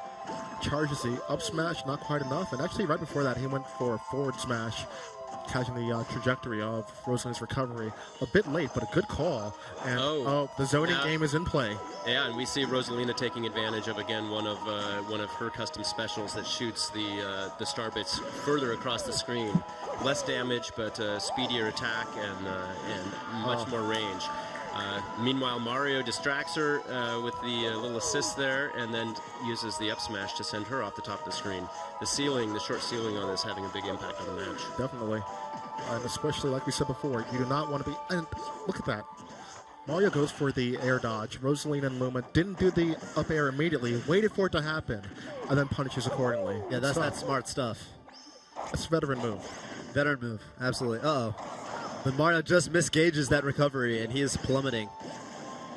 And it's never going to be a straight 2-on-2 battle. Rosalina and Luma have done a fantastic job. Rosalina's out there waiting for her friend. She's just come out to play. Yeah, and it's summons the final smash. She plants the final smash right there just to keep Mario away. And we're going to see some more zoning come into play. That's right. This man has a strategy. Mario needing a little bit of help here if he's going to come out of this. He's down a stock. But Luna's running out. Yeah, Luma gets taken out, though. Could be the break that Mario needs. Oh, he's still... Oh, there's Luma. Yeah. Rosalina seeming to be content staying up here on this upper platform, forcing Mario to come to her. I mean, when you think about like the way Rosalina gets her KOs, you know, which off the top, right? I think it's a logical choice. And there goes Mario. Yeah, there she optioned for the back air, the forward smash, and then the down air to finish the match. And like you said, you know, it has a couple different hitboxes on it. That time it wasn't the meteor spike hitbox, rather when it's them outwards. And either way, in that situation, it would have worked. So. Knocked him back just far enough that he couldn't get back to the ledge. Right. And well, I guess we're pretty soon we're going to see some of the highlights of that match. And well, here they are. Again, the power of that up air, time and time again. Yeah, sending Mario back into the 2D landscape of Earthbound, where hopefully he'll join the party. And here you see Mario getting a little bit of help here. He could have used a bit more help, like maybe a Sword of Kings. Yeah. Yeah, would have been nice. I don't know if that's equipment that Mario can really wear though. Yeah. That's character specific. Yeah, I'm really not sure if a plumber would know how to use a sword. No, I mean, he's more the hammer type, right? Yeah, that's right. And shells. All right, so fighting up on the top, and I think that was really good. He intercepts the double jump. Yeah. I wonder if Mario could have maybe used his down B and his side B to gain a little bit of height before using that up B to... Well, the Flood wouldn't have done much in that situation. Yeah. Oh, true. Maybe the Cape. Actually, that's something we didn't see at all. Even we didn't with see that at all. I was thinking the same thing. Yeah, with the zoning potential that we were seeing with the star bits being flung at him from across the stage, trying to reflect it back. But yeah, I was mixing up Dr. Mario and Mario with the classic down B where he spins in the air. Tornado, right? Right. All right, so we're going into the next match, and this is actually a matchup that I've been really excited to watch because we're seeing here a couple of characters. Samus, obviously a character that's been in the series for a long time, right? And that's being played by Baez from Raleigh, North Carolina, which is, of course, the southeastern corner of the country, going up against Jakey, a representative of my hometown, the northwestern corner of the country in Seattle, Washington, and he's playing Robin from the Fire Emblem series. Right. Two characters we haven't seen today. So, notably, we've seen all of our competitors now except for these two. After this, we will basically be pitting the winners of the previous rounds against each other. So this is going to be our last chance to kind of see some new blood on the stage. Right. I mean, we're going down from 16 to 8. 8 are going to be set after this set. And, well, Robin is one of those characters I feel like pretty solid character. Thrives at that mid-range and short-range game. Full screen, questionable, especially against the Samus, who's going to be able to do some stuff with the charge shot missiles. But closer up, I think Robin, if they are able to just maintain maybe 4 or 5 characters lengths away and closer, they should be able to pull the W out. But we'll see. It also depends on stage. Yeah, that's true. I mean, I feel like with Robin, really, his or her projectiles really excel at just kind of bolstering, for example, right, the fire, it kind of functions similarly to like Ness's PK fire, right? If you're used to it, where it'll activate and then just kind of like keep you locked in there, and then you're able to get a confirm off of and punish. Yeah, allow for a follow up. Like Robin's like special moves to me like feel like they're designed to bolster her up close game, like kind of give you a way in, give you opportunities to like keep the opponent at bay, but get them into a location where you can use the the Levin sword to good use. Whereas Samus's projectiles are more like full screen, really, keep away. I'm thinking of Samus's, that will kind of try to play keep away, use the charge shot, the missiles. Right, and Samus is one of the characters that we heard was extremely strong. You and I were both at E3, and Sakurai himself said, well, this is a character that we have found in our early testing is pretty dominant, and we've all been wondering, what makes Samus so dominant? What are some of your ideas on that, Bill? Personally, I just find that Samus feels more powerful this time around. I think some of her moves have a little bit more knockback. Certainly, she's always been powerful with the screw attack, taking you up to the top of the screen, and you connect with the final kind of spin on that, and you get some serious knockbacks straight upwards. Lets you take advantage of low ceilings. Well, I guess we're down to the final match of the round of 16. 8 are left after this one. Let's see who's going to move on.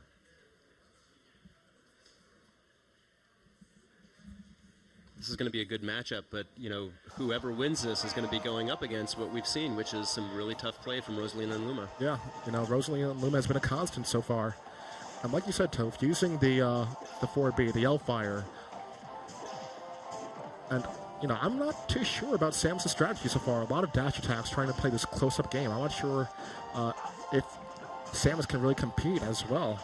Up close and personal, yeah. Yeah. Right now, it's still hard to call. Ooh, Samus just getting a downgrade there. Speed weakened on Samus. Yeah. Yeah. And one of the distinct things about this stage. Right. Go ahead. Oh, no, after you. Well, the Levin sword, we see it fly away, and that's kind of the thing about Robin. I feel like Robin is this character that really has a lot of strong options, kind of anywhere, especially up close and mid range. But there's this element of like resource management, right? Exactly. Because you can't just use the tomes, forever and ever. Same with the Levin sword. Right. You have to be able to say, okay, I'm going to be in this situation. Do I use him now? Robin is probably one of the most complicated characters in the game, I would say, just because of resource management, which for a lot of Smash players is going to be something that they're not really accustomed to. Yeah. Oh no, but Crom and company, they're not going to hang out this time. Maybe next time. Not able to make the connection. Certainly when you're facing off against Robin, it does become key to pay attention to when Robin has lost that Levin sword, when Robin is kind of handicapped because of the loss of a tome, right? And make your move there. And I don't see Samus taking advantage of that so far in this match. And also one thing that is going to be interesting with Robin, we talk about all these tomes and spells, the dark spells. Right now, Robin at a high percent, it connects with a down B, gain some of that health back, could be wonders for him. Yeah. But right now he's just keeping out going offensively until the stage hazard, yeah. Of course, this being the Find Me stage, apparently neither player terribly familiar with Street Pass Me Plaza. Yeah, running right into the... Again, Samus running right into the Demon King. And as you guys can see, Robin right now turning into a brick wall. That defense has gone up. And combining that with the speed already... And we're seeing the use of the Thunder Tomes now. Yeah, it's interesting. Right now, it really does look like Robin has a better edge on the projectile game than Samus. Yeah. Not seeing many missiles, charge shots from Samus, and really Robin is just, working those tomes really well. So, Samus looks really, really comfortable just deciding to play the up-close game. With all these dash attacks, it's reminiscent of a charging Chuck. So... That time, Samus getting a big increase on everything. Samus. That's... Oh, no. It's a rock a little too soon. Just a little too anxious on that final... Oh, no. Gets the roll through the smash and punishes Robin with the KO. If that punish had just come at the right time, and look at what happened. You got kind of overconfident. Now you are down by an entire stock when you should be up by one. Yeah, this is, Samus actually racked on a lot of damage really fast. Now Samus putting Robin between a rock and a hard place, gets a forward smash, doesn't quite KO. I thought it was between Samus and the stage hazard. Yeah, well, it's a metaphor. All right, Samus gets an upgrade for beating back the Demon King. Oh, nice short hop there to the down air from Robin. And again, it's going to be extremely difficult because, again, these stat bonuses, they're coming to play more and more. Robin has to get something big. That final smash has been like the story of the day. We've seen so many missed that probably would have sealed the deal here and there. That is true. Wow, and the cage actually preventing Robin from flying away, and, Samus gets KO'd instead. I'd like to see that again, maybe. Definitely. And again, use of the L-Fire. Now, if I'm Robin right now, I want to pay attention to Samus's patterns because it seems like every time Samus dashing in, it's dashing with a dash attack. So, yeah. Samus again on a downgrade, slightly lower speed as a result of that. And, well, this isn't over by any means, but it's going to be extremely difficult.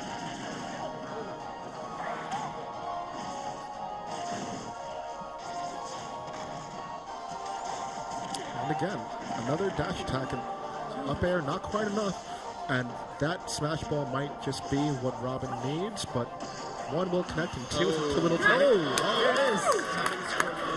That was a really fortunate get of the smash ball because Robin dropped the Levin sword into the smash ball, which did just enough damage to give it to Robin, earns Robin the KO, equalizes the stock count.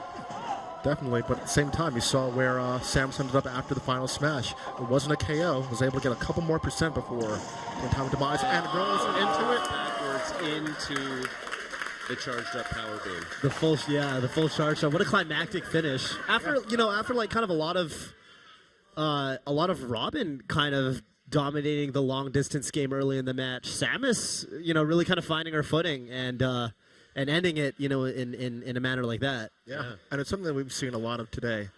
Just one mistake, one hesitation, and the entire game just changes based on that. Yeah. Again, we saw it with the punish on the missed final smash. That led to a stock lost, and, well, we're probably going to see it momentarily. So, again, these are tons of dash attacks, but good use of the down throw into an up air. Yeah, and Robin takes the early lead, but isn't able to capitalize, partially because of that stage hazard. Yeah. Yeah, it's kind of deceptive because this stage is kind of flat, kind of unassuming for, Yeah, and this is where Robin lost the match. Robin lost the match that moment. right there. Because, remember, immediately right after that, Robin just took 90 damage in the span of 15 seconds. Yeah. Robin should have just punished immediately, but got a bit overzealous, overconfident, and, well. And again, tactically, Robin failing to take advantage of those dark spells and gain some heal. Yeah, to recover some of that percentage. Now, this is one of the few times we saw someone take advantage of the final smash and able to actually get it to connect. And in that situation, actually, was Samus saved by bouncing off of the cage? Yes. Otherwise, she would have just rocketed up and got KO'd off the ceiling. Exactly. And I know Robin picked up the KO anyway, but well. Got kind of fortunate that there wasn't any more percent tacked on, but I think, there's 16, now there are 8. I think we're down to our 8. That was our final match of the round of 16. And with that in mind, I think we should go downstairs and check in with Kit and Krista and see how the contestants are feeling. Hey, everybody. We're back downstairs at the Players Lounge with Jumpman and Muscle Man. And Muscle Man, I'm not really sure where you got that nickname, but it's cool. I'm going to let it slide. My question is actually for you, Jumpman. You're going to be matched up with Muscle Man in just a little bit. Is there anything you would like to say to him now? I hope we have a good match, but I'm just going to let my game do the talking. I like it. Muscle Man, now that you've made it to the quarterfinalists, what will you be doing, changing up your strategies at all, or what are your new tactics? Yeah, there are a few things I was doing the first game that I didn't really like. I guess it was because I was nervous, but when I go against this one, I know he's really good with his Mario, so I'm going to try my best, and like he said, let the game do the talking. All right, you said that if you won, you would let me get on your back and you can do push-ups, right? So we're looking forward to that. Back to you guys. Well, I think after that, I kind of want to see Muscle Man win. Yeah, I think we may be going back down to the green room later if he takes the victory. But before we get into that match, we're actually going to finish up with our final exhibition match of the day. I think we've got Ninja Link versus Nairo. Oh, interesting. Yeah, a lot of competitive Smash players know Nairo. Apex 2014 champion in Brawl, doing some fantastic work with his Meta Knight. And we're going to get another Robin in play now. Yeah. Meanwhile, Ninja Link, when you talk about players who are quote-unquote lab monsters, those that spend hours and hours figuring out the game, coming up with strategies and techniques and things like that, that's where he gets his legwork. So this is going to be a battle of paper versus practice. Right? Because, I mean, when I think about Ninja Link, I think about a character that, someone who was really strong in the earlier days of Brawl. You would see him placing, top spots in a lot of, big tournaments with his Diddy Kong. Nairo, someone who really came to prominence recently, a much younger person. He's only 17 years old. So kind of like two different almost eras of the Brawl timeline clashing, right, in a sense. Yeah. So, I mean, if Nairo's experience carries him here, we might see him take a victory akin to how Vinny was able to take one over, was it Keitaro earlier? Yeah. But with Ninja Link, he's got that kind of that X factor coming in a new game, and he's proven to be a real threat when a metagame is new and developing, because he's done so much research on his own. He's already researched like all of the customizable moves in Smash 4. Right. So, yeah, it's kind of a testament to the different ways a player can dominate in a tournament scene. Yeah, I was hoping to see him put some of that knowledge of those custom movesets to use in this match, but he's going to go with a default Iggy version of Bowser Jr., which is a character we have not seen today, and a character that I think is very dynamic, has a lot of really interesting moves, and is somebody who is, I think, just really fun to play with. Right. So I'm going to be interested to see how Bowser Jr., or in this case Iggy, does against Robin. And I'm not really surprised he's going with the default setup. This is going to be an exhibition match against Nairo. Save your stuff for the big stage. That's right. But I'm ready to see these two battle out. How about you guys? I am as well. Let's go up to the stage.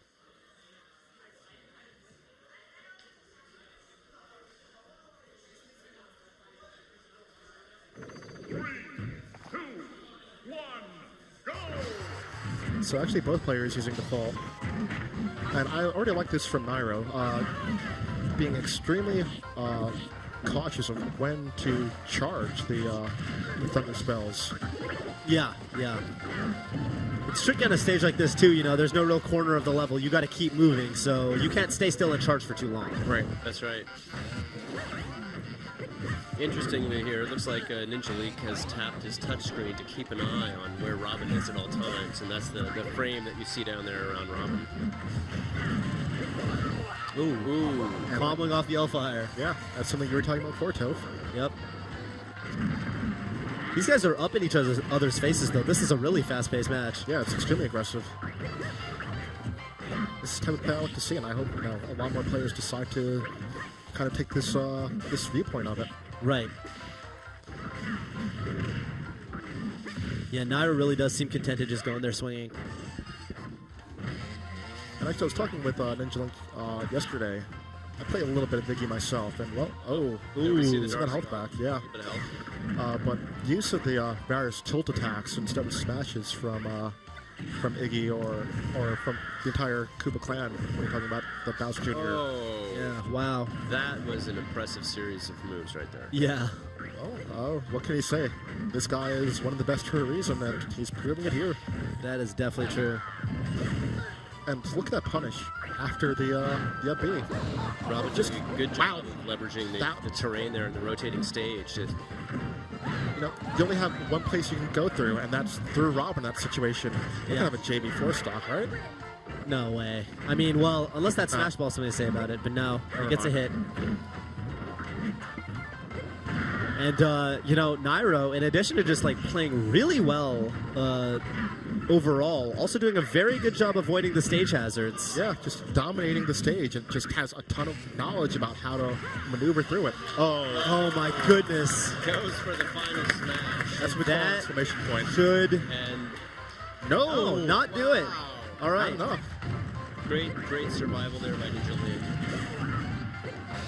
But we'll see how long it lasts. Yeah, he's really at his last legs right now. Yeah, I mean, look at this lead. It's humongous. I think the terrain here is also putting him at a bit of a disadvantage. not able to use that dash attack to as much effect as he would probably like. No, but that time he's able to get a low percent KO, taking the terrain to his advantage. Yeah, that helps. You know, I think this is one thing that I kind of want to see. You know, he's not getting too anxious at trying to get past Nairo's Robin in this situation. Just waiting for Nairo to commit to something, then punishing afterwards. I think if he wants to win this one, he might be able to get that maybe once more, then has to do it the hard way, or maybe get a final smash. But putting those up airs to good use in the process. Yeah. Oh, not quite it.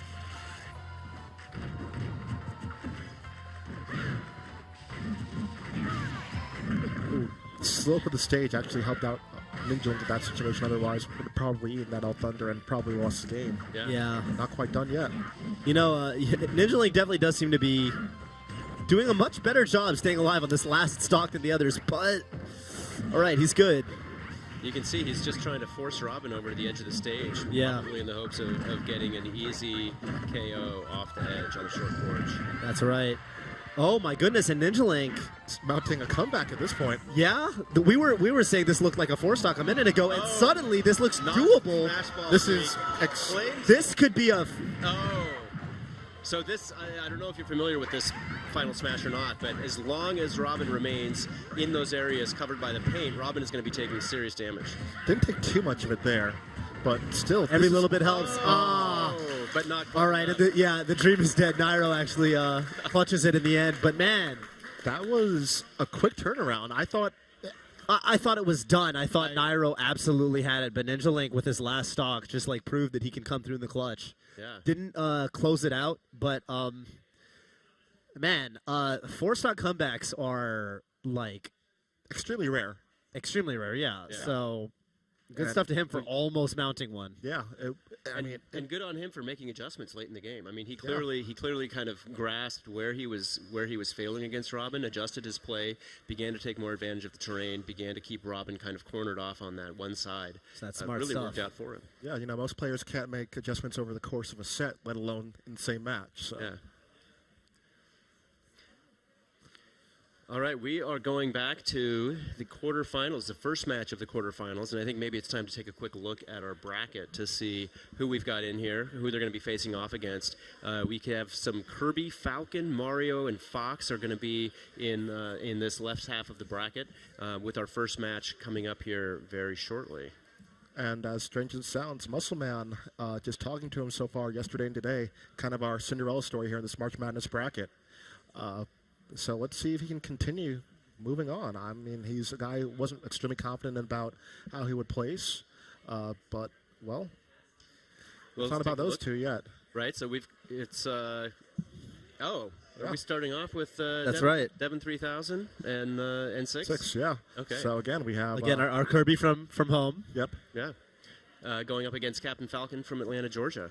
Yeah, and you know, Captain Falcon had that really odd match on the balloon fight stage against Lil Mac. That's right. And you know, Kirby was able to manage fairly well earlier in his match as well. So these two showing off they're pretty strong. They're still making adjustments, and it's going to be an interesting matchup between the pair. Yeah. A couple of characters from the very first iteration of Smash Brothers on the N64, still getting plenty of love, still getting plenty of play on the tournament circuit. I think it's going to be really interesting to see kind of how Captain Falcon takes advantage of his side Bs and his down Bs, particularly coming down in the air and dealing with Kirby and the strengths that he has when he's fighting in the air. Yeah, I mean, we already know that the crowd here has been really lively. I'm pretty sure the roof is just going to blow off if we get a Falcon Punch to land. I'm not trying to give you any ideas, Captain Falcon, but you might want to land a Falcon Punch. Wink, wink, nudge, nudge. That's right. Yeah. Or, Kirby might just use his own neutral B, steal the Falcon Punch from him. That would be asking for too much entirely.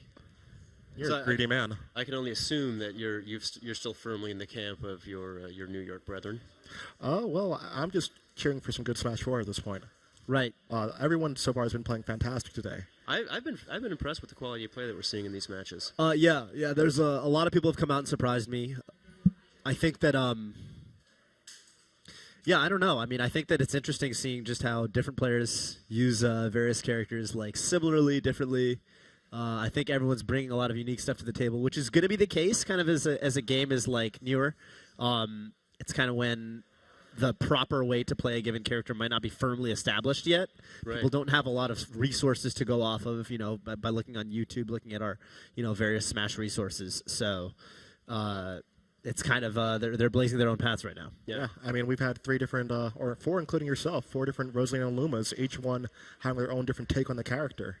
And that's always going to be something interesting, but also just factor in, we've got a lot of different generations here. We've got a lot of new blood that, a lot of players in Smash scene may not be familiar with. We've got some of the old guard, and, well, these 2 are looking to make a name for themselves, so let's see what they can do. All right, let's go to the match. All right, once again, Devin versus 6. And we are on Wily's Castle. And I heard you like that play from 6. Playing extremely pensively. We saw this from him earlier where he just kind of chills out for a while, has that speed boost, customization, and then just goes in a flash. Yeah. Which, coupled with Captain Falcon's speed works really well. But Kirby drawing first blood. Ooh, reading his descent with that forward smash. We do still have Smash Balls active in this round, so there's still that opportunity for players as well. Are we playing 64 right now? Because I'm pretty sure I just saw a pair of up airs into an up B, Captain Falcon. Yeah, absolutely. That was a bread and butter, but we've got, well, the yellow devil is not made of butter. That's right. Nor is it made of bread. Now we've seen both players trying to attack that devil. Both players actually just kind of having a ceasefire, like, wait, let's beat up on this thing. Oh, and the knee of Justice taking it down. And of course, the advantage goes to the player that destroys the element with the explosion, potentially affecting the other player in the match. And not Captain Falcon in that circumstance. That's right. Yeah, and he was a shade too late on throwing Kirby backwards into it, but not quite. The back air is going to close it out. Really powerful move from Kirby. All right, Captain Falcon getting that speed boost as he comes down fresh from his stock. Pair of up airs. Yeah. And I like that, trying to sniff out the recovery with up to it. Yeah, unfortunately Kirby snaps to the ledge and he's not able to edge guard him. Ooh. Raptor boost not quite able to KO. And I kind of like this. Just lying in wait. There we go. Kirby's finally able to get some damage on Captain Falcon on this life. Yeah. Take advantage of the 1-stock lead, build up some of that percentage. That's right. And the Yellow Devil's trying to exact vengeance right now on Captain Falcon. I like the decision for Falcon to just roll around between the hits. And I like the choice, actually. He looked like he was going to go back for the Yellow Devil, because that's what we've seen him do a lot so far in this set. In that case, he just ends up saying, you know what, instead, I'm just going to go for the Raptor boost towards Kirby, so. Yeah, I think it makes sense. Falcon kick not quite able to break through the ice breath. But a smash ball is in play. Who's going to get it? I mean, they're both going for it. Oh, I actually kind of thought he was going to get hit. He was a bit too anxious for it. Right. That's one of the things about holding on to things like Final Smashes. Are you going to use them immediately, or are you going to just hold on and make your opponent wait? Yeah, and for the proper moment. Of course, if you wait, it gives the opponent time to readjust. All right, Captain Falcon. Kirby air dodging through the Yellow Devil's blasts. I like it. I'm looking for probably a grab from Captain Falcon at this point. Both of them trying to figure out how to attack through the Yellow Devil. And again, we're seeing these fakes. Oh, Kirby, what are you doing, Kirby? Having a little too much fun. Captain Falcon taking out the Yellow Devil again. And he's taunting. He knows he really can't get too much out of it. Right. Except for a safe approach. Perhaps maybe try to run up, maybe grab the Kirby, back throw him into it? Yeah, I mean, he tried it earlier and missed, but at that point, Kirby had to be well aware that was the attack he was going for once again. Right. Oh, ooh, brutal. Bunch of pummels into an up throw.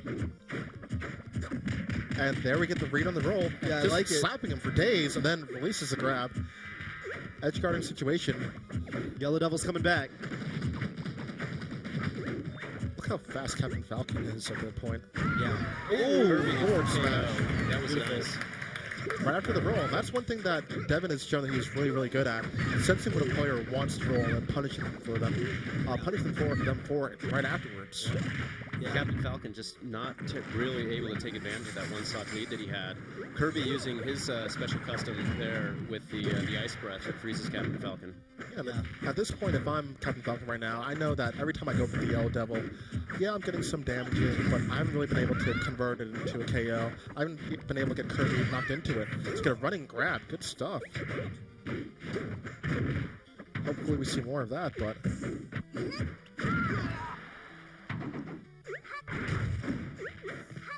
And that platform may have saved Captain Falcon's elbow.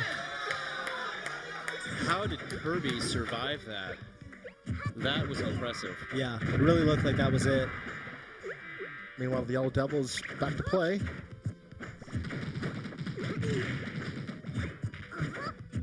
This time, I actually thought he was going to let Kirby go in for it and then punish him afterwards.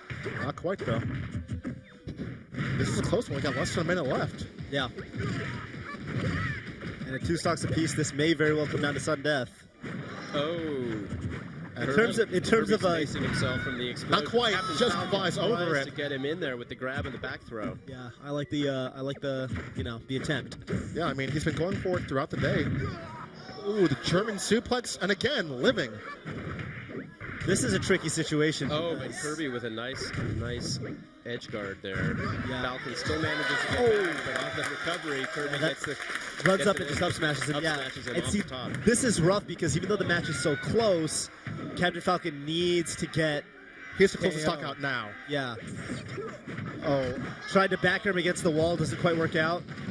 Side B would definitely work, but Kirby is actually just going to. Kirby just trying to stay alive for these last few seconds. Falcon coming to his doom. He had to make something happen in that situation, so I don't fault him at all for that. Yeah, really smart stuff to Kirby. Like on stage, yeah, Captain Falcon has the mobility and the maneuverability edge, but Kirby with the multiple jumps can just survive down there and bait Captain Falcon into making a decision like that. And Good the local stuff. New York crowd really cheering in support of Kirby here. Yeah, that's what you like to see. Kirby's yeah. going to advance the semifinals. Good stuff to New York. Yeah. Yeah. I mean, I thought 6 coming in from Atlanta had a good shot. I really was kind of expecting that maybe in this match it was perhaps his best chance. Right. I thought it was a good matchup, but Kirby was able to pull it out. Yeah. And we're going to see some of the highlights of that match right about now. Yeah. Well, if you want to talk about Yellow Devil KOs, Captain Falcon definitely had the lead, but unfortunately that's not how this match is decided. Kirby closing out that first stock with a back air. Extremely well spaced as well. And this is what we've been talking about a lot today. Fakes like he's going to attack the Yellow Devil, and instead just goes a raptor boost in the opposite direction, close up the stock. Beautiful. Under a bit of subterfuge. And this one, I thought connected. Oh, I thought that he was going to get that, but it looked like Kirby rolled out of it.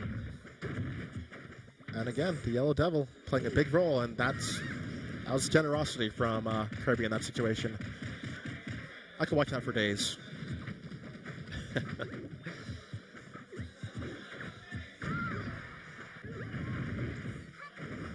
Just generally really solid play from Kirby this entire match. Yeah, I mean, both players were spacing well. They were able to punish pretty well.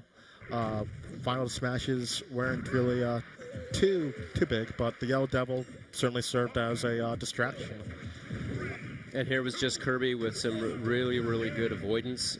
Yeah, he had everything to gain.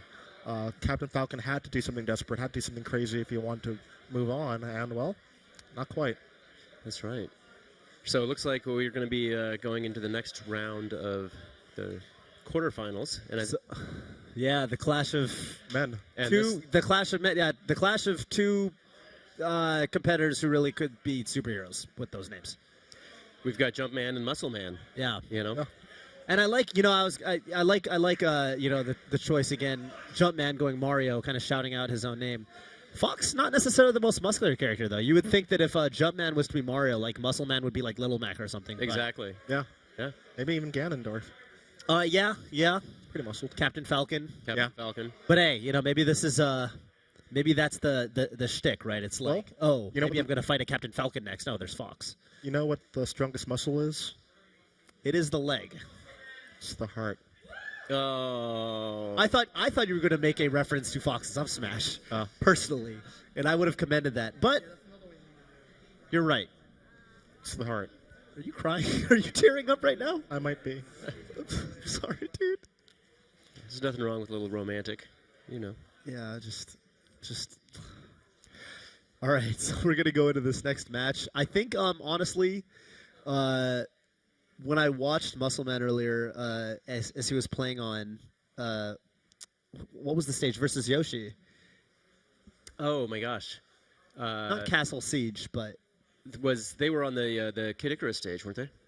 Yes. Yeah. The Reset Bomb Factory. Right. So I mean, I was thinking like, you know, those first couple stocks, it was really neck and neck, and he looked kind of shaky, but yeah, he really brought it together that final stock, and I really liked like the sequence of moves he had, and then just calling out Yoshi's descent with the up smash. Yeah. And so I'm looking to him to like play like that the whole time. If you know, he mentioned some nerves down in the green room. If he can, if he settled down. Look, yeah, if he can get past that, he looks, you know, like one of the stronger competitors here potentially. Was that pun intended? Muscleman being one of the strongest competitors. No. See, you know the pun is not intended when I have no idea what you're talking about. Yeah. No, I don't do puns. That's sorry. That's more my crewmate's shtick. Well, all right, we are ready to go and see who's going to take it between Muscleman and Jumpman. It's a good pun though. Yeah. Oh, and look at this, a very sort of traditional Smash Brothers stage here. Yep. And immediately, Jumpman using the cape. Ooh. Jumpman, he has Muscleman well scouted. Yeah, he came. Nice up tilt there for Mario as well. I like the, you know, just how aggressive he was in the opening seconds of the match. Yeah, I mean, who runs in with a cape? That's what the strongest. It's smart, right? Because like a lot of, I mean, and I do this in Melee when I play Fox. Like I'll start a match with the laser just to rack up a little bit of damage before I go in. They're on the other side of the stage, so why not? Right. Well, that's why not. And in that situation, yeah, even if it does connect with an opponent, it'll turn them around as well as tack on some damage. So it's a win-win situation. Mm-hmm. Runs up and grabs. I like it.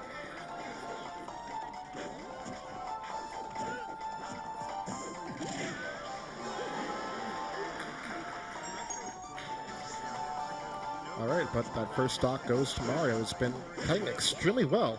I think he has an idea of what he wants to do. We see him trying to get a lot of grabs, keep Fox above him, punish with up throws.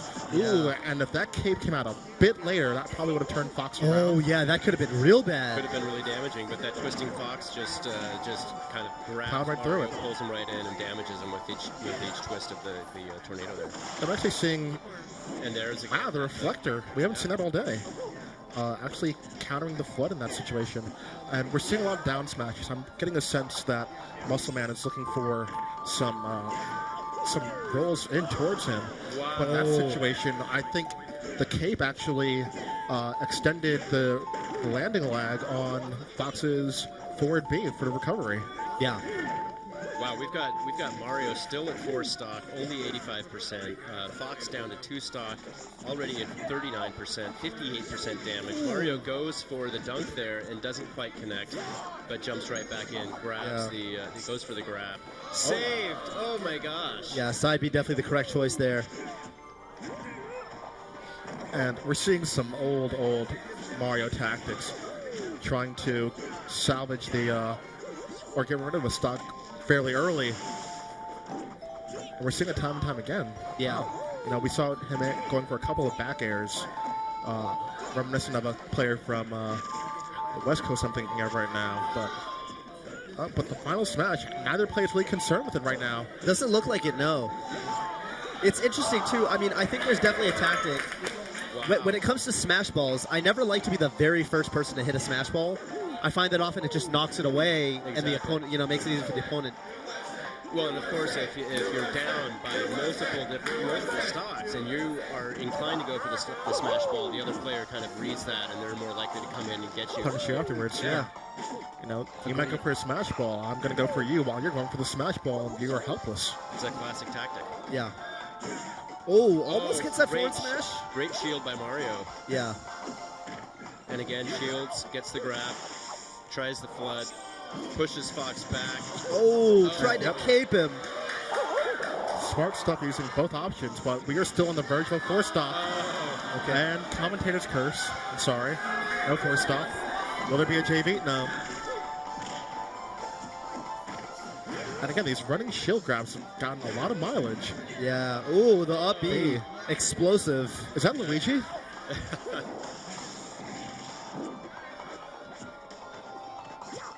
I think Jumpman has been, I would say, arguably the most grab-happy player so far in this tournament. I like it from him. Actually, I think we're seeing one of the early advanced techniques from Jumpman here and there. We're seeing him use some pivoting, turning around in his dash, throwing the move afterwards. Ooh. Perfect shields with the explosion, right? Yeah. Oh, he's looking to end this one with an exclamation point. That's right. Muscleman kind of finding his footing, but Ooh, nearly. Yeah, I like he's been going for that combination, like a flood to like push the Fox back, and then the cape afterwards. Yeah. It's a great edge guarding setup. I like it. Yeah. I'm taking notes. All right, Muscleman is slowly bringing this back, but man, he is at his last stock with high percent. He needs to not get hit. I mean, we've seen him do this before. Yeah, we have. This wouldn't be the first comeback he's made today, but this is probably the biggest deficit he's seen all day. Yeah. Quick clear. Oh, and the up smash out of shield. Wow. And Mario and the Red Bull continue to make his way through the brackets of this tournament. The crowd says it all right now. And well, Muscleman, he got his win. You know, he wasn't too sure he would be able to get one, but he got it in the first round. Yeah. Congrats to him for making it to the round of 8. And well, what more can we say? You know, he played his heart out, and it wasn't enough. But hey, he did a fantastic job. Yeah, I'm really interested in taking a look at this again because I'm still just impressed at how far ahead in the stock count Mario was able to get. Yeah, and there's that immediate first skirmish. Look at that, the running charge with the cape, sends a projectile back out, and it gets a solid punish afterwards. Yeah, racks up a lot of damage pretty quickly. And I like that. And then, of course, with the up smash for the KO. Yeah, which again he got at the end of. I like that too, using the cape to, stop the momentum of that side B, and he gets a K off it by throwing him into a up air, which KO's like surprisingly early, I would say. That was a crazy save on Mario. That didn't help Fox's case at all. No, it didn't. I mean, Mario, had it not been for that platform popping up from down below, Mario really would have been down a stock at that point. Yeah. And then, Toph, you're talking about this combo a lot, looking for the flood to kind of hinder the recovery, and then caping afterwards. Yeah. Almost got it there, but not quite. Right. And I like that was interesting. He just kind of ran up and did the uppie in his face. Yeah, the knockback on that twisting fox is really strong. Yeah. And I mean, again, we're continuing with these quarterfinal matches. We already have what, 1, 2? Yeah, and now we're going to be moving again into the next one. We've got Dark and the Buzz. And correct me if I'm wrong, but was there not an earlier Yoshi and Rosalina match as well? That was Dark. Yeah. Wasn't it? So Dark could have a potential advantage here.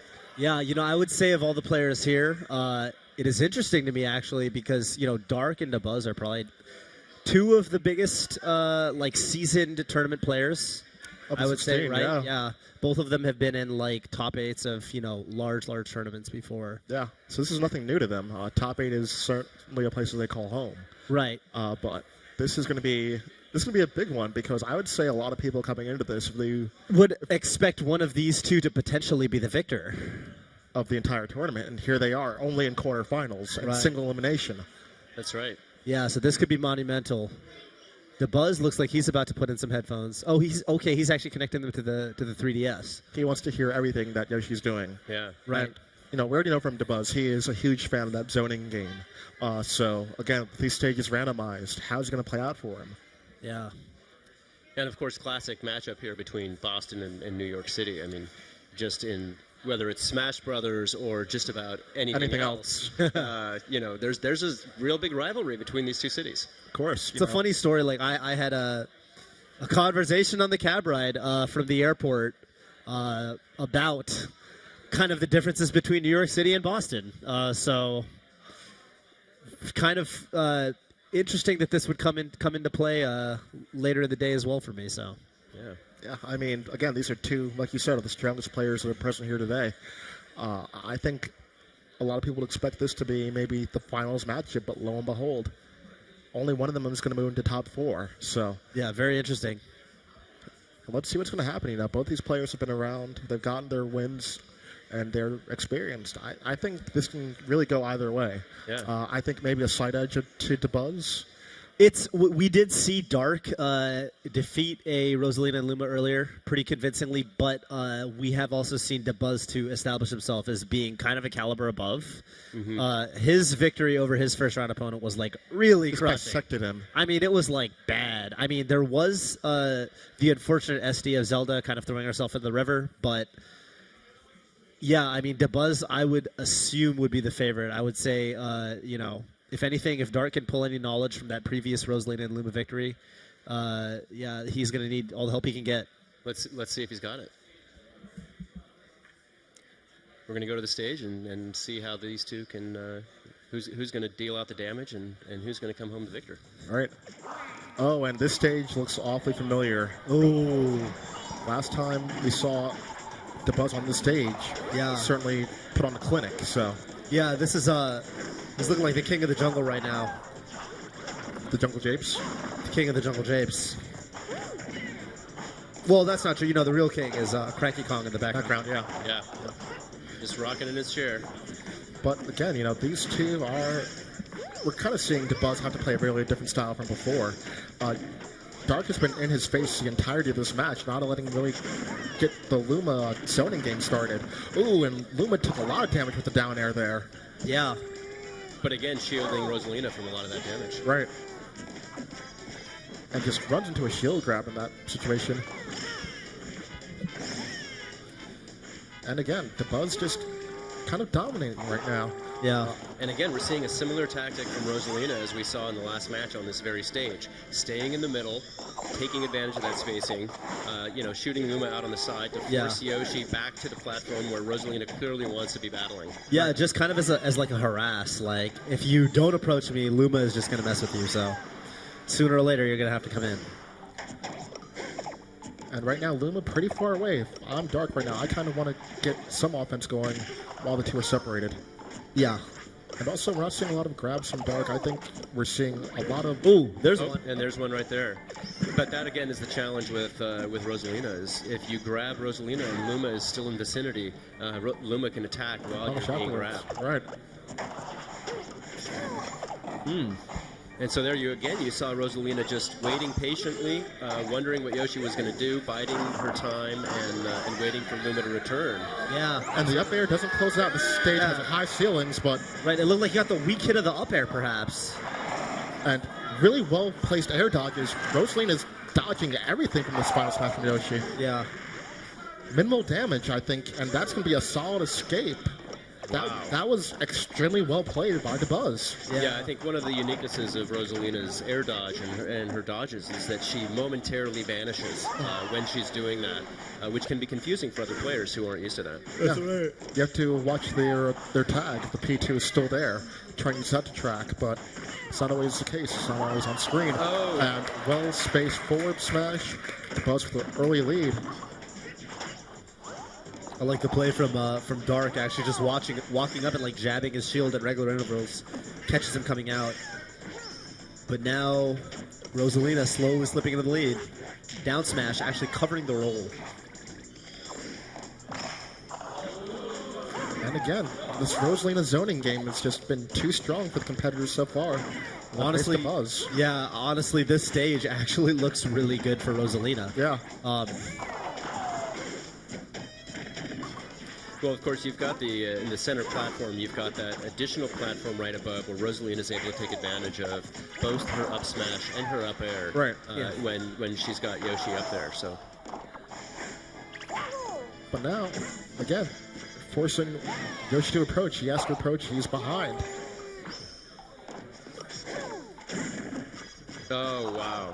Just great use of the shield here by Rosalina. Okay, Yoshi with a risky edge grab there as the claptrap swims by. Yeah, and again,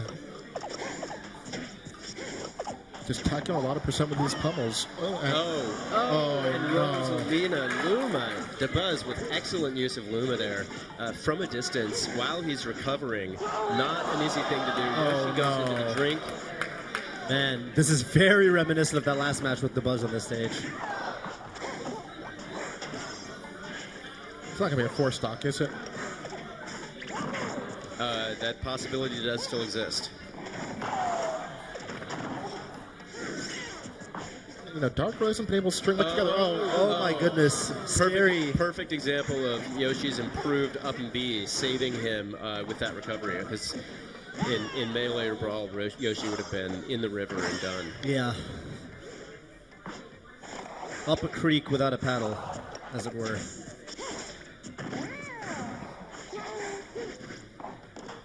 But again, Yoshi is being forced to play Rosalina's game. Yeah. He has to approach, and the approaches are... and finally, sneaks in. Yoshi's back here, gets through the shield, saves the 4-stock.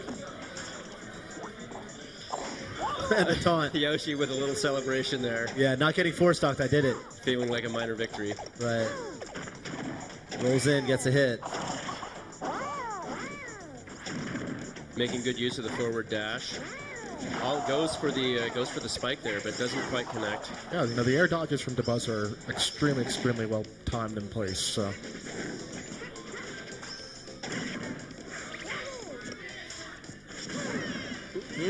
And the up smash, that would close it. And Dark knows, I think, he got kind of solidly outplayed. Shoot at pose from the crowd. Clearly, DeBuzz is making a name for himself in this tournament. He's going to, at this point, he's got to be the player to beat. Yeah, I think coming into this tournament, again, he was a guy that everyone was kind of expecting to further his legacy. A solid player who's been around for years and years. Like we said, one of the top players in North America in Brawl. We were expecting him to do fantastic in Smash 4, and, well, taking him the trophy would certainly help him continue that trend. So let's see what kind of got him through Dark and on the road to semifinals. Well, a good example was excellent use of the shield, which you saw there. Luma taking some of that damage from the down air, and then Rosalina shielding through it. That's right. And again, just great air dodges. Oh, and a nice combo there with the forward dash into the forward smash. Yeah, and I mean, DeBuzz is extremely well versed in when to air dodge, when not to air dodge, placing it, knowing where he's going to land afterwards. So we're seeing all these elements, not just of the offensive game, but of his defensive game, that are making him a well-rounded player that, I think he's the guy to beat. He's going to beat his opponents handily. I mean, unless... Maybe it's all just a fluke and he's really good on jungle japes. Yeah, exactly. Right? This is true. Both of his matches have been there. Yeah, no, I don't think that's the case. I don't think it's the case at all. But Buzz is going to prove himself to be a huge threat anywhere he ends up playing. Right. So we will see how that plays out. Yeah, and I think we're going to go to our last quarterfinals match, right, Bill? Yeah, we are, and we're going to go back down south because we're going to have a matchup between Zaltis from Miami, Florida, and Baez coming to us from Raleigh, North Carolina. Rosalina and Luma again against Samus. We're seeing a lot of Rosalina and Luma today. That's true, and Baez, interestingly, a very aggressive Samus. Right. Kind of not what I'm used to seeing when I think of how Samus is ideally supposed to be played. A lot of shoulder tackles, the dash attack, just a lot of up close and personal play. It looks like that's where he's most comfortable. And I mean, that could work. I kind of want to see him use that up B more. Since it's been touted to be so much more powerful than in previous versions. And from Zaltis, it's just what will his Rosalina and Luma bring to the table that we haven't already seen? Especially from after showing DeBuzz, that's a hard act to follow up. So but I mean at the same time, he's downstairs watching DeBuzz. What can he pick up? And I think those two are on the same side of the bracket. So might have Rosalina mirrors. Who knows? But again, Rosalina and Luma is showing to be an extremely popular character, and it always seems to be that puppet characters, once you kind of get the handle on how to use them, they have this kind of longevity to them. They are able to just do so many things so well if you're able to manage them both. So yeah. And it does. It certainly takes a different mindset, you know, Yeah. in terms of, particularly with Rosalina and Luma, when you've got the two characters spaced out and you're trying to use them both effectively to control space and force somebody to the middle. It's not easy, you know. You've just got to be a real genius just to make it happen, right? As I Right, said at it's E3, just- it takes a translator's brain, you know, the type of brain that can process multiple things at once. You know, thinking in multiple languages. Wait, dealing with as a translator, no, I don't agree with you at all. What are you even saying right now? But sure, you know, whatever. I'll let you have that one. Never mind. We may have to settle this in Smash. Just settle this in translating. Like, all right. I'll beat you there too. Well, I mean, I don't have quite the translator's resume that you do, so I think I might have to hold that L. All right. Yeah. Again, this battle, two players from the South. I think they are just about ready. But of course, you know, it's going to be an interesting match between the pair. Samus, like you said, very, very aggressive Samus. And I would assume with a character like Samus, you know, the projectiles, it's different, right? Because like her missiles, I believe, you know, they might come in handy taking out Luma. So yeah. Let's see if that comes into play in this match. We're gonna go to the stage and see how it goes.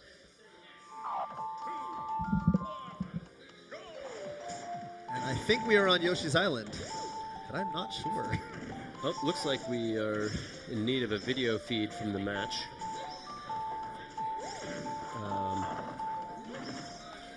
We're not seeing the video feed. I'm not sure if it's going out to the live stream right now either. So we're they're playing through, and hopefully we'll get a peek in to see what's happening in this match. Yeah, that's right. Perhaps, I don't know.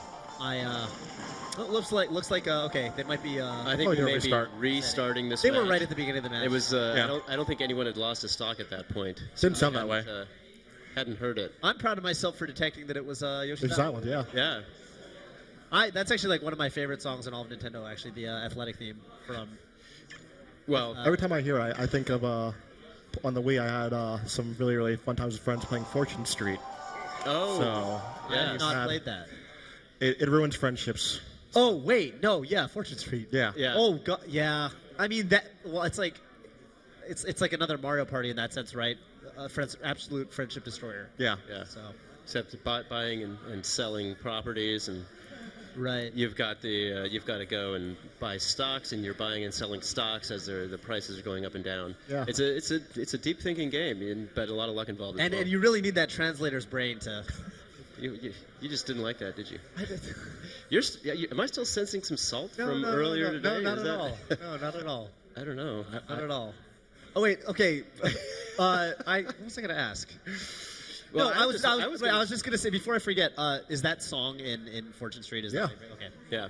Yeah. Okay. But it's it does remind me, of course, Super Smash Brothers for 3DS. Speaking of the music, great selection of music, but also being a portable game, there's a feature there where you can go into the music menu and you can start playing tracks and close your 3DS and use it like it's your song list, it's your music player. You can walk around with it and listen to all the music in Smash Brothers. Yeah. Cool. As someone who was actually a big fan of the customizable music lists in Brawl and how you can kind of tweak the stages in tandem. Tweak the and you could tweak the like percentage rate of a given song for appearing, so you could really kind of tailor the music to your own tastes. Right. I thought that was a really cool feature, and I'm really glad that more so, or not more so, but kind of in addition to being a celebration of all the different characters in the different Nintendo franchises, the different musical themes. Right.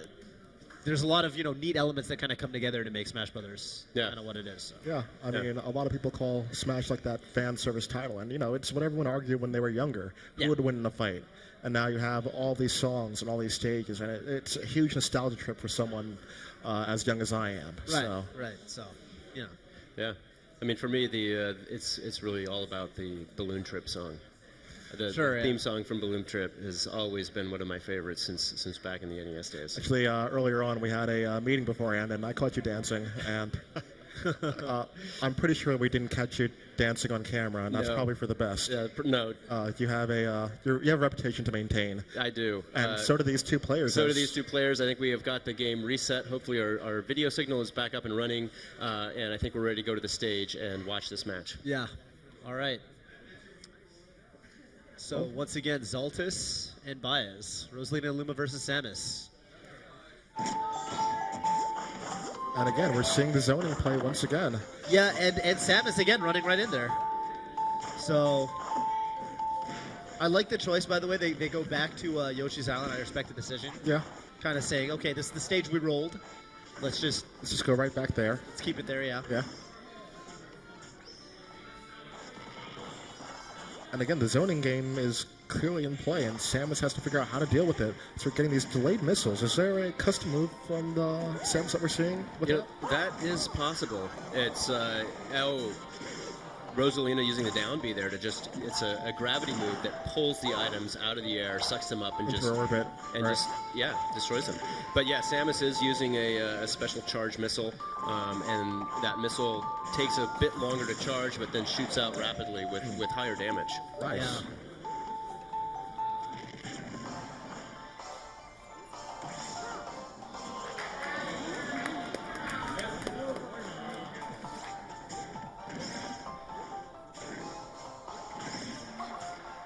That backer actually closes that stock out. Wow. All right, 3 stocks apiece. It's kind of interesting, you know. I don't know how much of it is the stage and how much of it is the character. Oh my goodness, that was a great reaction to that charge shot. Yeah, again, these down Bs are being used to really neutralize that projectile game. So that aggressive playstyle from Samus is probably the only option he has in this situation. Right. That's what I'm saying. Like with the stage, you know, contrast this match to the last match on Jungle Japes. We're seeing Rosalina be, you know, a little more up close and personal, but you know, whether that's Buzz's playstyle versus Zaltis's, as opposed to just, you know, the stage is a little smaller. It's a single platform, very simple. And also the matchup itself. Yeah, and the matchup itself, right? So, you know, a couple different factors that kind of contribute to what the gameplay looks like. Ooh, look like maybe reading a roll. And actually, Rosalina Luma looking out for a meteor. Oh, and that time a little premature on the gravitational pull there. Could have gotten punished for it. So I'm actually expecting a pair of projectiles come out next. Maybe a missile and then the charge shot. Or maybe just reading the roll. Reads the roll and then leashes the charge shot. Oh, and then the propeller. That'll teach that Shy Guy. It will. It's a propeller Shy Guy, Bill. That's right. Oh. Nice up air from Rosalina, despite the high ceiling here, sends Samus off the top. Samus taking some time to collect and think the strategy over. Yeah. Yeah. It's an underrated thing. The thing about Rosalina's, her down B is she's pretty vulnerable while she's doing it, and she doesn't get any benefit. You know, she doesn't get any power up from what she sucks in. It's really much more of a defensive move. And so it just clears the lane, basically. Yeah, it clears the lane, but if Samus is able to get one of those charged missiles off, it kind of dupes her into doing that gravitational pull. Samus may have an opportunity to get in there and punish her for that. Right. Samus looking for a roll towards center stage there. And also, I mean, just talking about the stage, this is something we haven't talked about much. Oh, wow. Rosalina with a nice move there that we'll probably see in the replays. A forward air off the edge and then grabs the edge and goes down to punish Samus below. That's right. But Samus recovers again quickly. Still down a stock, though. I don't think there are too many stages that Samus could have gone that were probably worse for her than this one. Because, again, the Shy Guys, of course, are always interfering. They're always there to eat up projectiles, yeah. And even if not, Luma's usually there to take the brunt of the damage, so. Yeah, and if all else fails, there's the gravitational pull, so. It's not a good day if you're a really, really defensive, projectile-heavy Samus player. But then again, you know, as we've seen, Baez is not exactly... he's not that type of player. Right, he's not afraid to just go in and start swinging, so... But we're also seeing Zaltis do a pretty good job of zoning out Samus with these back airs and forward airs. Man. So, I mean, it looks like it starts up extremely quick and has extremely good knockback, too. Yeah. Ooh. Oh, and that for the spike? Just pushes it away. Yeah.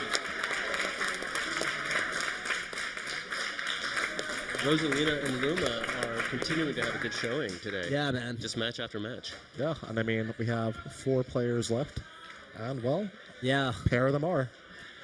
So half of the final 4 are Rosa and Luna players. So We are going to see them, in a mirror match. That's right. So As we like to call it, Smash a Ditto. But let's before let's that, take a look at the highlights of how Rosalina came through that match. that's right. yeah, and I mean, stylistically, I would say that Saltis is a lot more of an aggressive player and up close and personal than DeBuzz and what we've seen in their skirmishes so far. Yeah, for sure. For sure. Stage permitting, anyway. Yeah. Because remember, I believe it was him that, right? Really, just he on Magic Kid, he really just chilled up on the house. This is true. Very defensive. So, I think if anything, maybe Zaltis is just really good at adapting to The stage of choice. stage of choice. Yeah. Yep. Meanwhile, DeBuzz hasn't had that opportunity to do so. He's had both his matches, but like there, we saw the punish on the roll. He knew it was coming and punished him for it. And again, the propeller shy guy Oh, man. getting in the way of everything. It's a shame. That's right. Do you know a bit of trivia? If those are propeller shy guys, what are the name of those birds in the background? Oh. You guys should know this. I should know this. It's a great name. One of the best Mario enemy games in any Mario game. And I'm drawing a blank. Goonies. That's right. The Goonies, dude. Yes. The Goody Squad. Well, with that, I think we're going to go down to the green room and check in downstairs and see how things are going. Yep. Welcome back to the Players Lounge. We are down to the final 4 here, and we have what might be a potential final matchup, DeBuzz and Devin. Devin, what do you think is going to put you over the top to take the final here if you make it there today? I haven't let Buzz play me at all. Oh. And something else that's unique is you are 2 of the New York winners. So I have to ask, I'm from the West Coast, but I know it's good to ask, what borough are you representing? Right here, Manhattan, baby.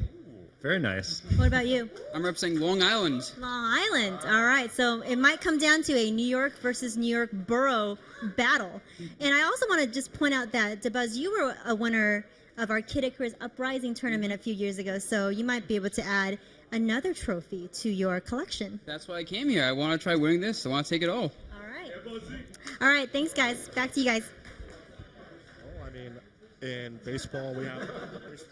And it looks like with that potential finals matchup, we might have the Long Island Railroad series instead. That's right. So we are back upstairs, and we are going to have actually one additional exhibition match. I believe that Ember, who had traveled out all the way from California, he was playing as Zelda on Jungle Japes against Rosalina.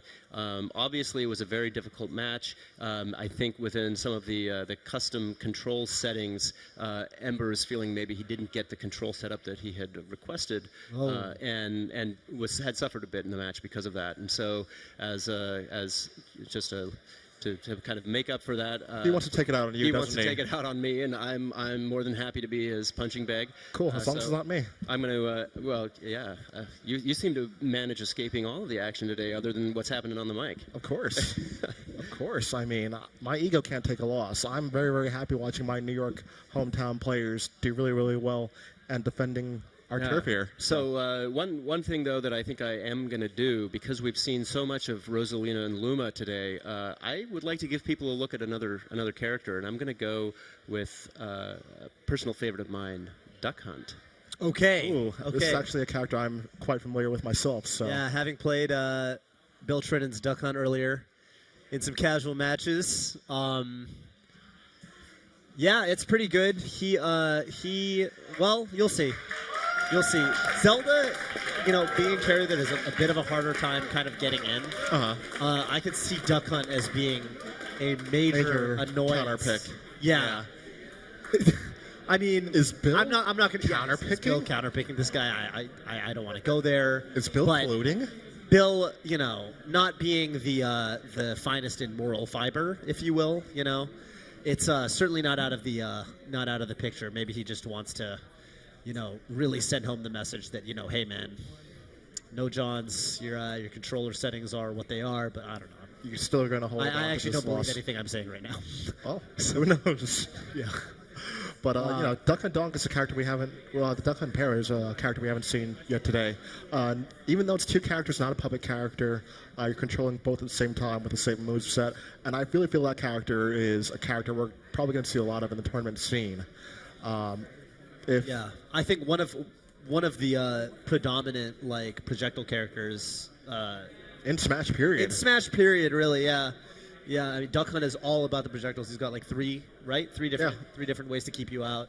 The down B, the forward B as well, and using the can. And the can placement and using everything in tandem, it's really, really good at controlling space and zoning as a character. That's right. And to counter that, I feel like you really need a good way to get in. I mean, unless you're willing to play that long distance game yourself. Well, I think I kind of want to see how good Bill is with Duck Hunt Dog, and I'm going to tear it to shreds. Let's see what happens when these two face off. Bill against Ember. All right. Sharing some friendly banter before the match on the Pac-Man stage. Glory, I believe. Yep. All right. And we're seeing the can throw out. Now, the forward B by itself doesn't really do too much, but you can activate it again by pressing B up to 3 times and deal additional damage. So. And Bill is trying to string some damage together pretty well. Oh, interesting. Actually using the new teleport. Offensively. Offensively, just teleporting into his face and knocking him away. That could certainly do it. He's just got to be careful, I think. If Duck Hunt Dog just waits outside that range, he could potentially punish it, right? Yeah, and actually, in hindsight, maybe this isn't as bad as we thought, using the teleports to get through the projectile game. Yeah, and even using the neutral B to reflect some of this stuff. That is true, yeah. Neutral B is a reflector, and he's got the down B. So, good placement.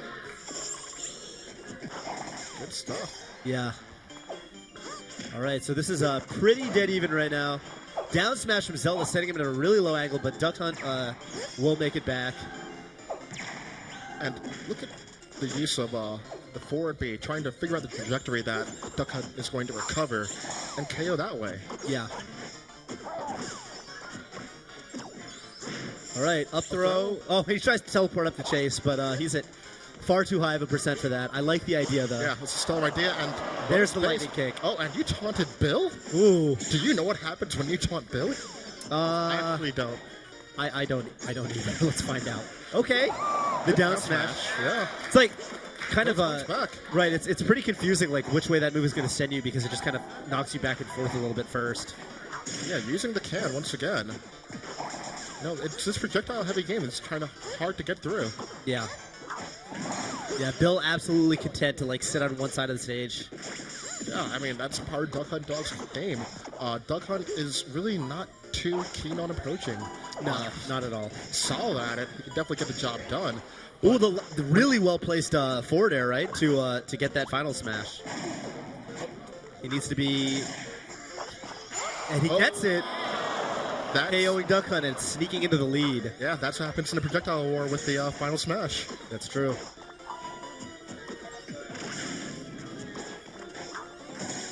And again, Bill playing this nice range for maybe, 3 to 5 character lengths away. Yeah. And Duck Hunt Dog certainly gets a lot of mileage out of it. I feel like that's the pristine range. Yeah. But yeah, just littering the field with a ton of projectiles is how Duck Hunt will get a lot of damage in. But reading the jump, and, well, Bill, I would say, is being outclassed. I guess what happens when he goes away from his crutch character. But trying to catch up with the up smash, that's also really interesting about Duck Hunt. The smash attacks do have multiple hitboxes at different times, so if you kind of know where it's coming out, and you can kind of weave and thread through the needle. Yeah. And Bill, Dog certainly look a hound. That's I like the choice. Teleports right in, and now he's like 2 stocks ahead. 1.5, if you will. He's at a really high percent. Yeah. And even then, we all know 1 stock is not a lead. That is true, but I believe the original quote applied to a different matchup than Zelda versus Duck Hunt. This is true. Good use of the forward tilt, I think, there. Yeah. Now, the hitbox that Duck Hunt has is really, really strong. Yeah. And Zelda right now getting kind of overzealous, swinging for the fences. Yeah, but I mean, who can blame her? She's up a whole stock. You know, she can afford to take a few risks. And actually, I'm not too sure. If I'm someone right now, I want to kind of go in.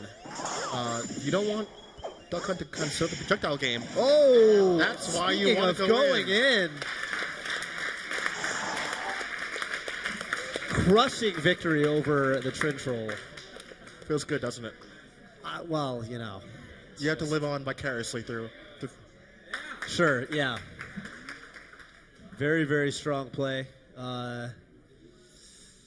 Well, Bill, what can we say? That was. What do we say about that? That was disappointing.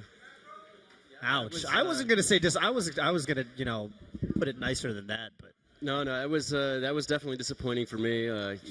Duck Hunt is a favorite of mine, but so is Zelda. And he played a really solid Zelda. He had again, as I was saying earlier, it's really Zelda's up and B, and the damage that she does when she warps back in, that it's just you're not mentally ready for it. No, yeah, it's because I mean, if you're there, you're just getting hit, and it's interesting because at first I was thinking about it, and I'm like, man, Zelda doesn't have that much mobility. I feel like Duck Hunt's just going to be able to keep her out.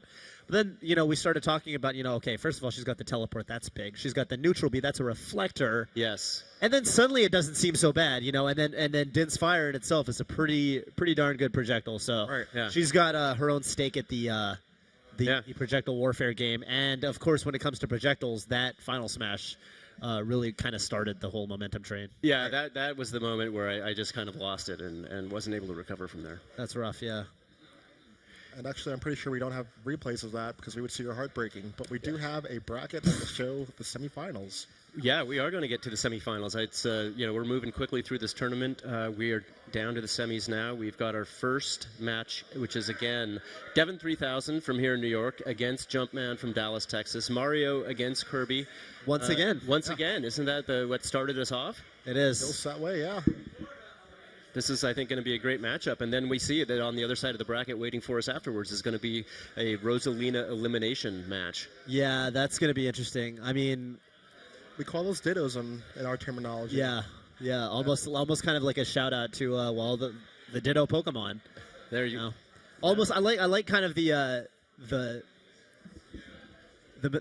terminology there, because it's like almost implying like, oh, maybe one of the characters is a ditto that's transformed into the same character or something, which would be a canonically sound way to answer the question of why are there two Marios on the same screen. Right, exactly. Within Nintendo's canon, so I don't know. So let's take a look at the tail of the tape here. Show us who's facing off against whom. Devin 3000 again, Jumpman, New York and Dallas. There it is, New York versus Dallas. Got a couple of challengers. I know Devin wants to take this tournament. He's been looking really confident. Yeah. He's shown us some really great play with his Kirby. He definitely looks like he knows what he's doing. He's clearly got some support from the home audience here in New York City, but at the same time, this is the crowd that's been chanting USA for Mario all the way through this tournament. It's going to be a tough choice even for the audience. Who are they going to root for? New York. Well, it's almost funny because I'm not sure if they're cheering for New York or they're just cheering for Kirby. Like, I think they just really like Kirby because I keep hearing Kirby. Yeah. Might be a bit of both. Yeah. But, it's always an issue when you're a hometown player. Kind of that adds additional pressure, There's a crowd. But again, now that we're in semifinals, I believe that things change a bit, right, Bill? That's right. Things do change. We're still in a 4-stock match. We're still 6-minute time limit. We still have obviously the customization effects and the limited bonus effects that come with those. But what changes now is that items are off, and of course they've been off for most of the match, with the exception of the Smash Ball.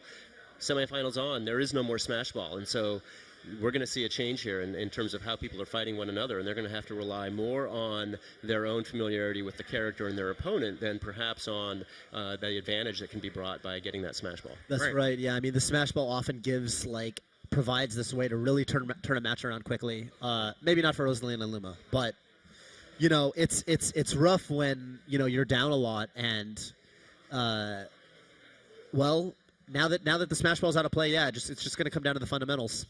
Yeah, this is what a lot of competitive players are kind of expecting to see with the lack of items, including the Smash Ball. And, it's going to be tough. I really think all these players have gotten this far have shown that they don't necessarily need it. It definitely will help to pad a lead or erase one, but they're good enough on their own merit. And, well, we're going to see how that happens here. We got the 4 best so far. There's going to be 2 after these 2 matches, so best of luck to everyone that's involved, right? That's right. Yeah. It'll be interesting to see sort of in this classic matchup between Mario and Kirby how their tactics change here in Super Smash Bros. For 3DS versus how these players may have approached that opponent in previous versions of the game. Right. Yeah, since this is, a really classic matchup, dating back to Super Smash Bros. 64. And I think the Super Smash Bros. Melee intro video starts with Mario and Kirby facing down on the battlefield, as well as Subspace Emissary, right? The first match in Subspace Emissary being, right. I remember you pick between Mario and Kirby, do battle, and then PD Piranha comes down, and everything goes to, Sam Hill, so. Well, I'm ready to see who's going to take this match. That's right.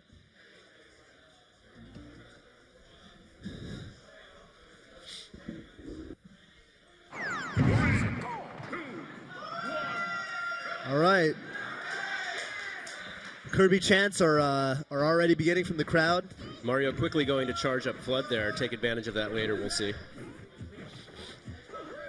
Looks like Mario is a big... Ooh, I like him. He just kind of comes in, kind of baits the Kirby into doing nothing by, provoking him with maybe landing with a back air, but instead lands and just grabs and throws him. That's a very familiar sequence of moves that we're seeing from Mario. Yeah. He used it in his previous matches as well.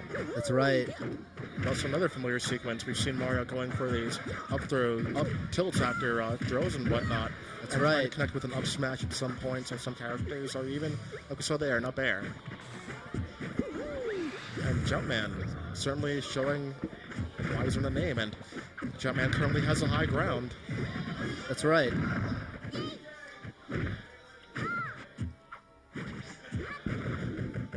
And trying to just drill through the shield to no avail.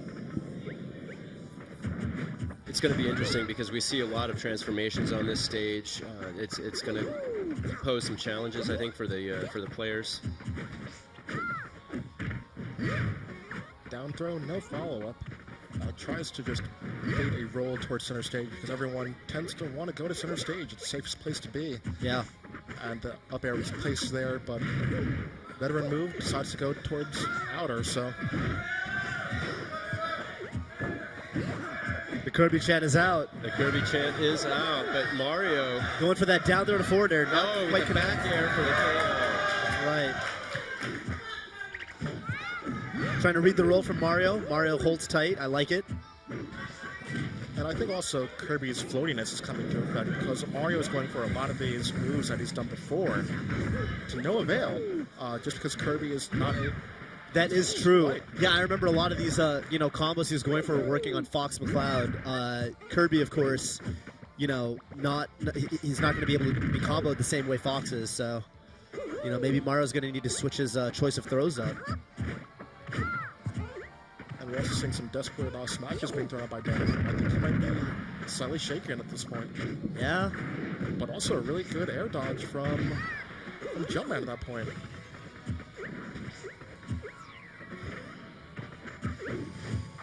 Jumpman is really, really managing to take advantage of this one stock lead. Yeah. And look how much he's gotten out of it. If this stock was closed out earlier, look, every percent counts. 75%. Oh, wow. Forward smash. That was slick. That was a really good combo there. Just taking advantage of that. That's right. Kirby crowd really trying to pull behind Devin here. Yeah. It's got an uphill battle, and it's going to be extremely tough. And actually, we have the dueling chant. I don't know who they're cheering for, Mario or Kirby or both. Just Mario doing a phenomenal job of surviving on this first stock. And we're seeing some deception in the movement now from both players. We saw that little walk-away forward smash from Mario before. And look how Kirby's using the run and the dash.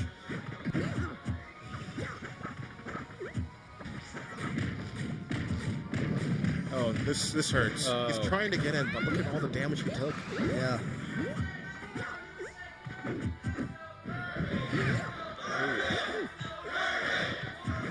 It's a nice throw from Mario. He tried to go in with the forward air to potentially go for a dunk on Kirby. It was a character that's really tough to dunk because of the multiple jumps that he has. Bill, I can't even hear you over this crowd. They are just in love with this match.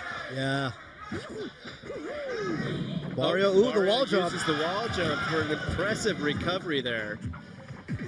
Mario knows all of his options. And the up smash out of shield. Wow. I'm really impressed by this Mario. Yeah, Jumpman really looks like he knows what he's doing. He's waiting. Wow. Oh my God. Wow, that was brutal. That hurt. Again, a custom special on the up B. Even the punishers are bigger in Texas. Yeah. Definitely looking like it. Jumpman is, okay, losing his first stock, but, man, Devin's got a mountain to climb. And the thing, too. Kirby with the icy breath. That's right. Oh, here we go. And then again, Mario with the grab, a down throw, and then an up air. Oh, I like the sequence from Kirby. Oh, very nice from Kirby there. Yeah. He baits out the up B and just shield grabs it afterwards to punish. And I'm kind of liking what I'm seeing from Jumpman. You know, we're seeing him go deeper into the bag of tricks. Shows he's got some stuff he hasn't been displaying so far. That's right. But at this point, you can bring it all out. Kirby doing what he can to make a comeback here, but 1 minute left. Yeah, it might be too little too late, man. And yeah. The defense is too strong for Mario at this point, I would say. That's right. This is, I mean, the thing too, this is not one of those stages where, the volatile quick kills are going to be happening, like that match with Nairo and Ninja Link, where it seemed like stocks were dropping like flies. Yeah. In this stage, it really does look like you have to work to KO your opponent, a fair bit more. So, in 30 seconds, is Kirby going to be able to do it? No, Kirby does survive, but...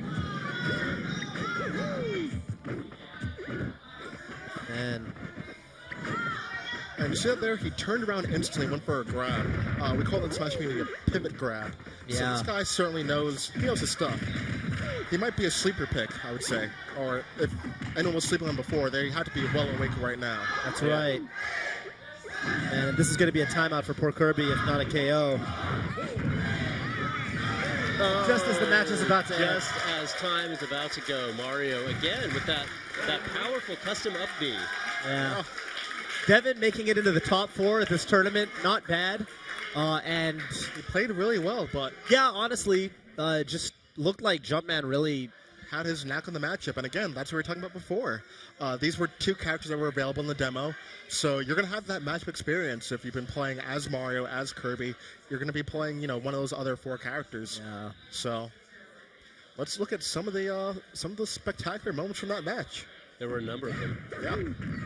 And again, we were talking about these chains that were working on other characters like Fox, but Kirby's weight really not letting them pile up as strongly as they did against others. Yeah, that's right. It looked like, in general, well, Mario got some really, really brutal KOs, but it didn't look like they were as easy to set up as, say, in the match against Fox. Right there, Kirby slipping out of that forward air.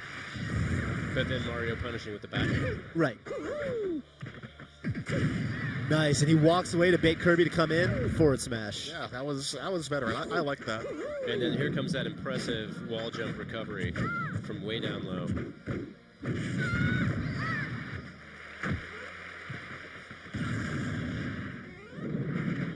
And again, he went for it again there, the turnaround forward smash, but to no avail. That's right.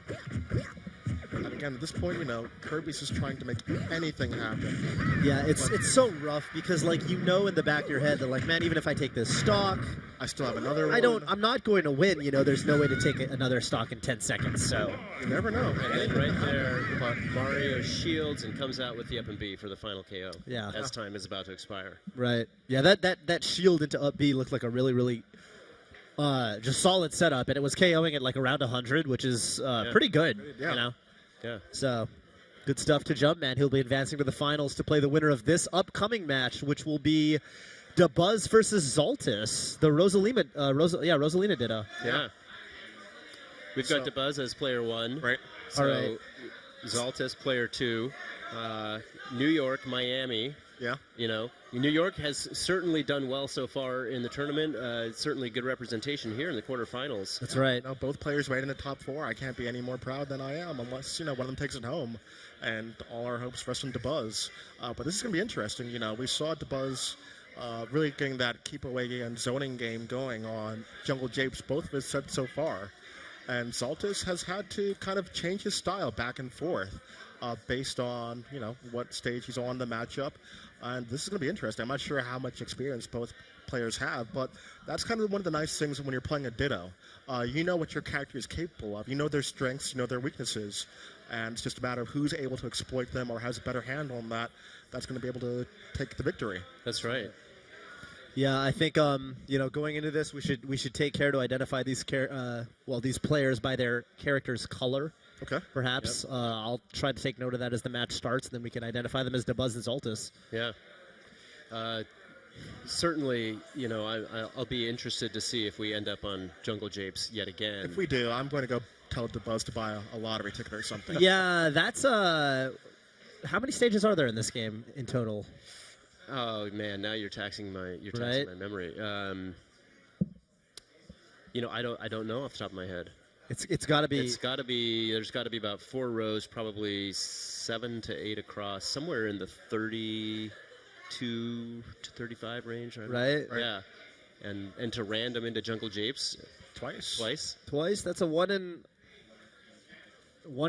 that squared chance, maybe cubed, depending on the stage here. So the buzz is going to be, as we've seen, Black Rosalina, and Zoltis will be playing Red Rosalina, which are the colors we've kind of grown accustomed to seeing from them. So we'll be able to keep track of them that way. Yeah. And speaking of colors with Rosalina and Luma, Bill, Luma, any different effects with the different colors or no? No, so it does cycle through the colors, but it doesn't change Luma's strength or anything. It's really just a cosmetic change. Okay. Yeah.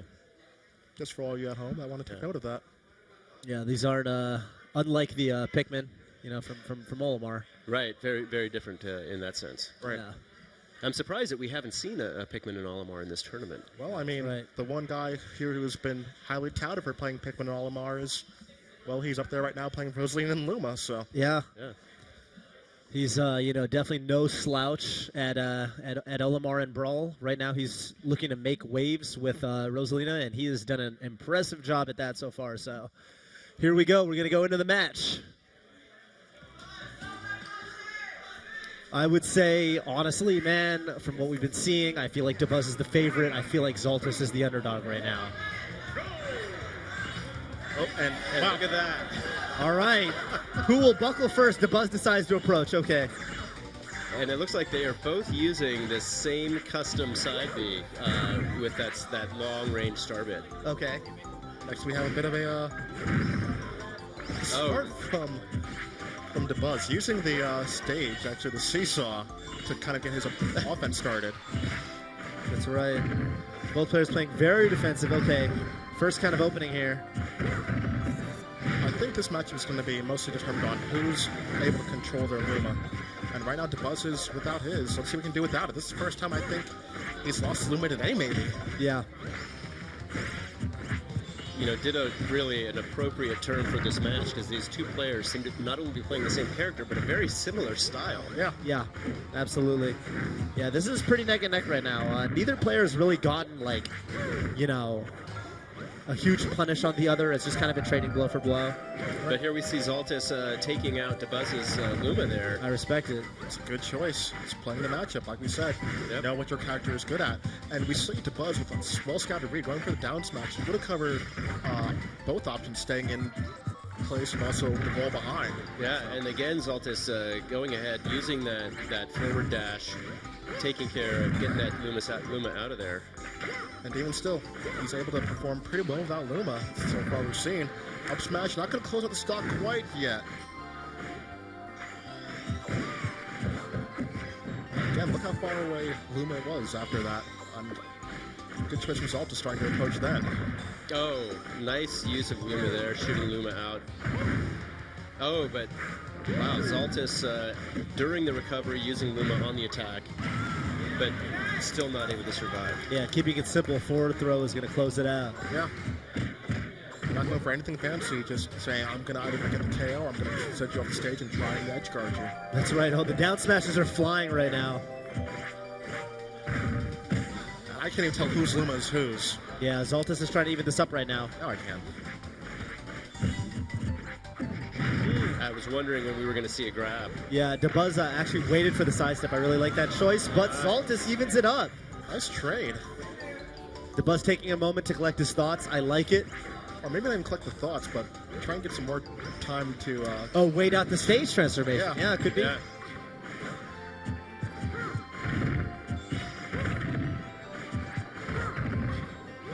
was a nice use of a down tilt by DeBuzz, but Zaltis was able to work his way in there and deliver some damage.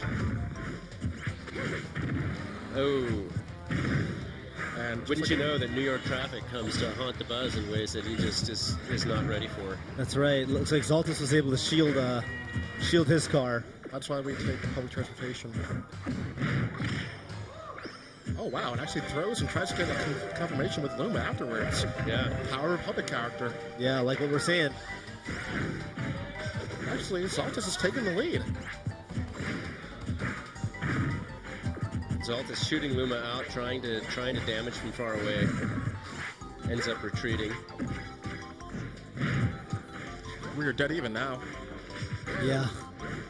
We really are. Oh, okay, she's gonna make it back. Of course. Yeah, I tell you, that up B that Rosalina has, you can recover from very deep on the stage. Did you see Absolutely. That was impressive. Yeah, that was really good. All right, DeBuzz actually just patient and waiting, willing to just wait in his shield. I like it, and it's interesting because not fearing the grab, I suppose. Oh. Making friends with the seagulls, it's a beautiful sight. It really was. And actually, one thing I'm liking from DeBuzz is there are times when we'll actually see him decide to eat the hit from his opponent, but he'll still have Luma in position to punish afterwards, and he's actually gotten a stop or two that way in this match. That's a good point. Oh, the Dolphins are out. Flipper, what are you doing to it? See, and there we go again. Getting a punish and then Luma actually being there to punish the punish. Oh. Solid up smash, and, well, this is like a healthy lead for DeBuzz now, but not quite enough. Yeah, not able to close out that stock. DeBuzz is... Oh! Beautiful interception! That was some impressive edge guarding. Yeah, I would really like to see that in the instant replay. That was beautiful. I guess we will. You've got the faucet is running. Not a good scene here. No, everyone's just... Not really doing much of anything, honestly. More concerned with, just trying not to fall off. And actually, if I'm Zaltis right now, I want to play an extremely defensive game right now because, well, if you play head-to-head, DeBuzz has that percent lead, you're probably going to get KO'd. Yeah. I would take the sudden death. Especially, yeah, with these stage hazards on the field. And really, really hurting Zaltis here. Yeah, but it's kind of working out because as they take these trades, and Zaltis stays alive. Yeah. DeBuzz was taking some damage from the stage hazards as well. Yeah, and it wasn't really DeBuzz was in a position to finish it off. Yeah. That will do it. Oh, and now this is big. This is big because he doesn't close that stock out. He's got to close that stock out, or else he's out. Yeah, right. And unless something happens, we're going to see like a spike or something. And look at this runaway game. Yeah, we did see, this is the same Rosalina that just air dodged all the way through Yoshi's final smash. Right. That's right. Yeah, if final smash Yoshi couldn't do it, doesn't look like Zaltis can either. Time out. Zaltis knows that DeBuzz is willing to play the clock, and well... Very, very impressive showing from two very strong Rosalina players. Yeah. But only one can advance into the final pair, and I'm happy to say it's guy from New York. That's right. DeBuzz versus Jumpman is going to be our final match. This trophy you see in front of us is either going back to Long Island on the Long Island Railroad, or it's going out to Texas. So that's right. Let's look at some of these instant replays. The match starting, and of course both of them just chucking projectiles. No one really wanted to commit.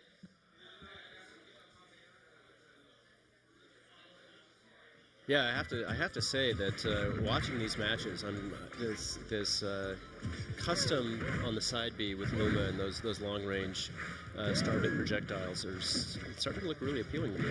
What are you thinking about the pluses and minuses compared to just the normal side B? The normal side B is interesting because it's I found that early on people weren't used to the subtle knockback that it gets. Very minor, but enough to interrupt a move, especially with the edge guard. And whereas with the long range, it's clearly becomes a much more, I think, valuable part of your overall repertoire throughout the course of the match.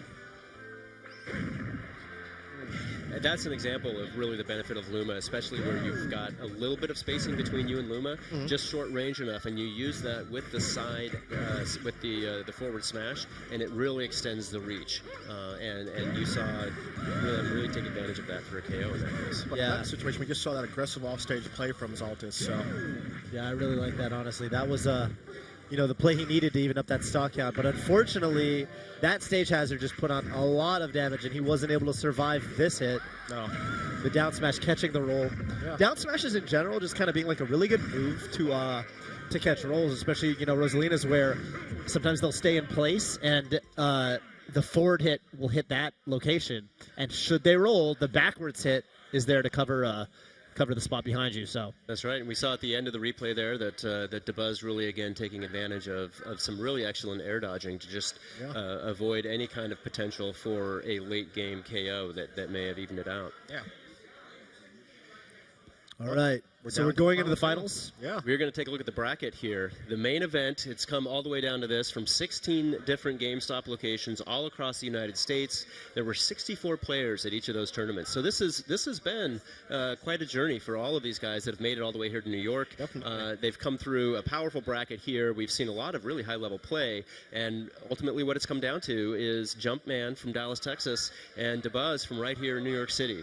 Yeah. I think we couldn't have asked for a better matchup. We've got some really strong play from Rosaluna. I keep calling her Rosaluna. That's the pair it's and the tandem. pairing. Yeah, I like Rosalina and Luma. You're right. And then we've got our Mario. So, and speaking of Mario, I think we may be seeing a showing later on post match. So the rules, again, they change for the finals. Everything up until now has been single match, single elimination. For the finals, we are going into a best 2 out of 3. We still have customization on. We still have limited bonus effects. Again, no items. And we do have an alternate customization option. So the players have they've set up 2 different customization options, and in this final round they're able to switch from the one that they've been using into an alternate one if they lose that first match, and they can then potentially take advantage from an alternate customization set if they think that that's going to benefit them. Yeah. We heard that earlier on today where some players were wondering, I want to manage the Smash Ball and I'm saving a different customization for later on if they make it to Grand Finals, and well, these 2 have made it, so let's talk a bit about this pairing. Let's take a look at these. Jumpman versus Dabuz. I mean, where do you think the advantage lies right now? I think the experience already is in Dabuz's style. He's certainly got his handle on both the up-close and the long-distance game. Jumpman has to try and get through and get to Rosalina and Luma. And with Mario, it's no easy task. But again, I'm wondering what the equipment is. What's the choice in the custom moves? And I guess we're going to find out a bit about that in a bit. But it's going to be a tough matchup, I think. And I think no bias at all. I have to wager that Dabuz has the advantage once again. He's shown himself to be a cut above everyone else. And while Jumpman has shown flashes of brilliance, we've seen consistent brilliance from Dabuz. Yeah, that's true. It seems like Dabuz has really had an answer to every situation. And I mean, not to kind of play too much off of past experiences, but I mean Dabuz has the more impressive resume in Smash as a whole. Man, he's a competitor. He's a world warrior. Multiple time serious tournament threat on the international level. So he's, when it comes to the clutch, when you're sitting in tournament finals with many viewers, when nerves and emotions and feelings come into play, that's when having that rock solid resolution, and that's when experience shines. So, I think he's the favorite, but I mean, hey, I love to see an upset. Yeah, I mean, Jumpman, talking with him yesterday, he's no slouch either. He's certainly made a couple of big wins in Brawl as well. Of course, the resume isn't as extensive as Dabuz. However, he's got some experience, so he's no stranger to the big stage. Okay. But this is, I don't know. I'm kind of worried. We have seen some bread and butter moves from Jumpman. I'm going to be curious to see if DeBuzz is really ready to kind of counter those, particularly when we see Mario go from the grab into the up throw and some of those. I think that we are ready to take a look at the final match. We are down to 2 really, really competent players. We've got a really excited crowd. Frankly, I mean, what more could you ask for in a tournament like this? I could have asked for my other New York player to make it. That'd be asking a lot, but it's close enough. Close enough. 1 out of 2 is not bad. Let's go to the stage. Let's take a look at the first of the best 2 out of 3 in the grand finals of the Super Smash Bros. For Nintendo 3DS. And we heard it National before. Open Tournament. All right. Crowd advantage. So here we go. DeBuzz versus Jumpman. He's using the gravitational pull in Luma to soak up these fireballs. And the immediate air dodge to get out of the situation that we've seen Jumpman get a lot of mileage out of. That's right.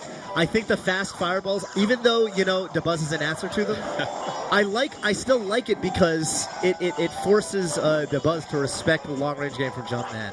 But even DeBuzz is firing back with the stars of his own. That's true, right.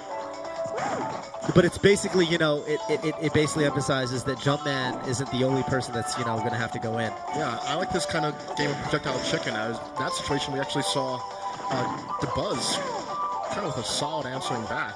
That's right. The other thing I should point out, there is no time limit on these matches. We are going down to the final stock in each case. Okay. A clear-cut winner. There will be a clear-cut winner, 2 out of 3. All right, fair enough. We might see, a little less defensive play because of that, given that winning on timeout is no longer an option. Right. Nice send out of Luma there. Knocks Mario high. But look at the emphatic lead that DeBuzz already has. 104 to 17%. Yeah, man.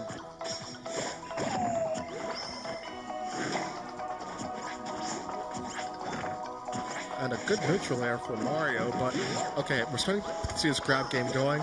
Yep. Mario's been really getting a lot off of his grab game in the previous matches, so, maybe a little more of that is what we'd like to see. And we're already seeing, actually, modifications being made in the grab game. That's right. Earlier on, we saw the air dodge immediately from DeBuzz. That time, he goes for a completely different throw, the up throw, and tries to just bait a punish out afterwards. Nothing. So he's just trying to figure out what to do with these grabs that have gotten so much. Oh, very nice. Rosalina waits out the shield, attacks with Luma from behind. Still not able to finish the stock, though. But that time we do. Yeah, that'll do it. All right. And with DeBuzz up at full stock now. Well, not full stock. Roughly half a stock if you want to count by fractions. But DeBuzz doing a good job of taking advantage. Yeah. This is where you want to go in. The pair are separated. But you have to be cognizant because Luma was sneaking up on Mario from behind. Yeah. Mario does a nice shield through the Rosalina forward air there. Oh, and the grab game comes back to haunt Jumpman. And we're seeing these air dodges. I know someone's going to fake like they're going to do something and then punish afterwards. It's just a matter of when. That's right.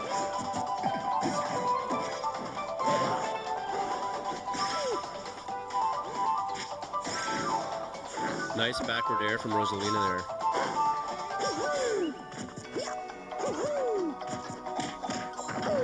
And again, you have to get through Luma to get to Rosalina. Oh, yeah. And that's an issue. I mean, oh, look at that.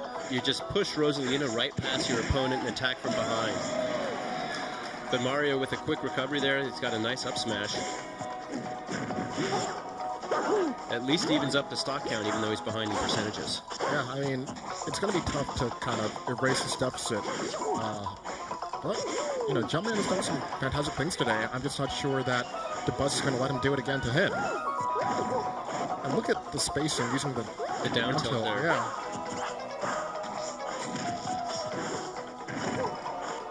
Yeah, the down smash into the down tilt is working really well for DeBuzz all day today. Yeah, I mean, it's pushing, the down smash is starting out by just pushing players back in shield. I mean, down tilt just has a bit extra range on it.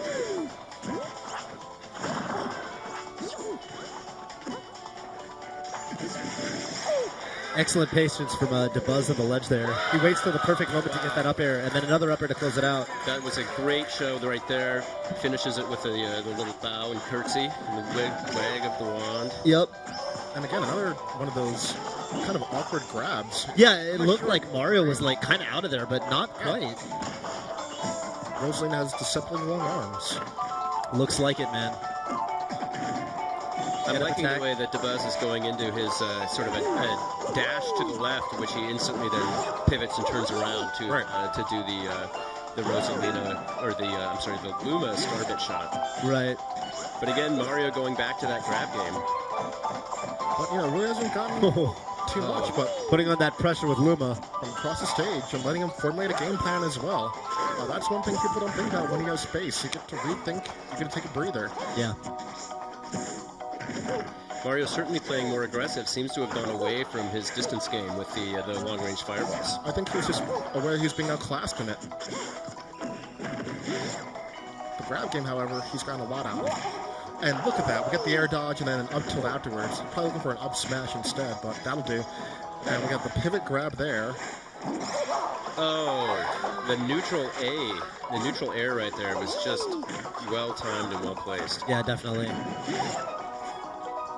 Mario not giving up on this one. Yeah, Jumpman trying to, bring this back, looking for some way to get a KO move in. Nice, and he gets the down smash.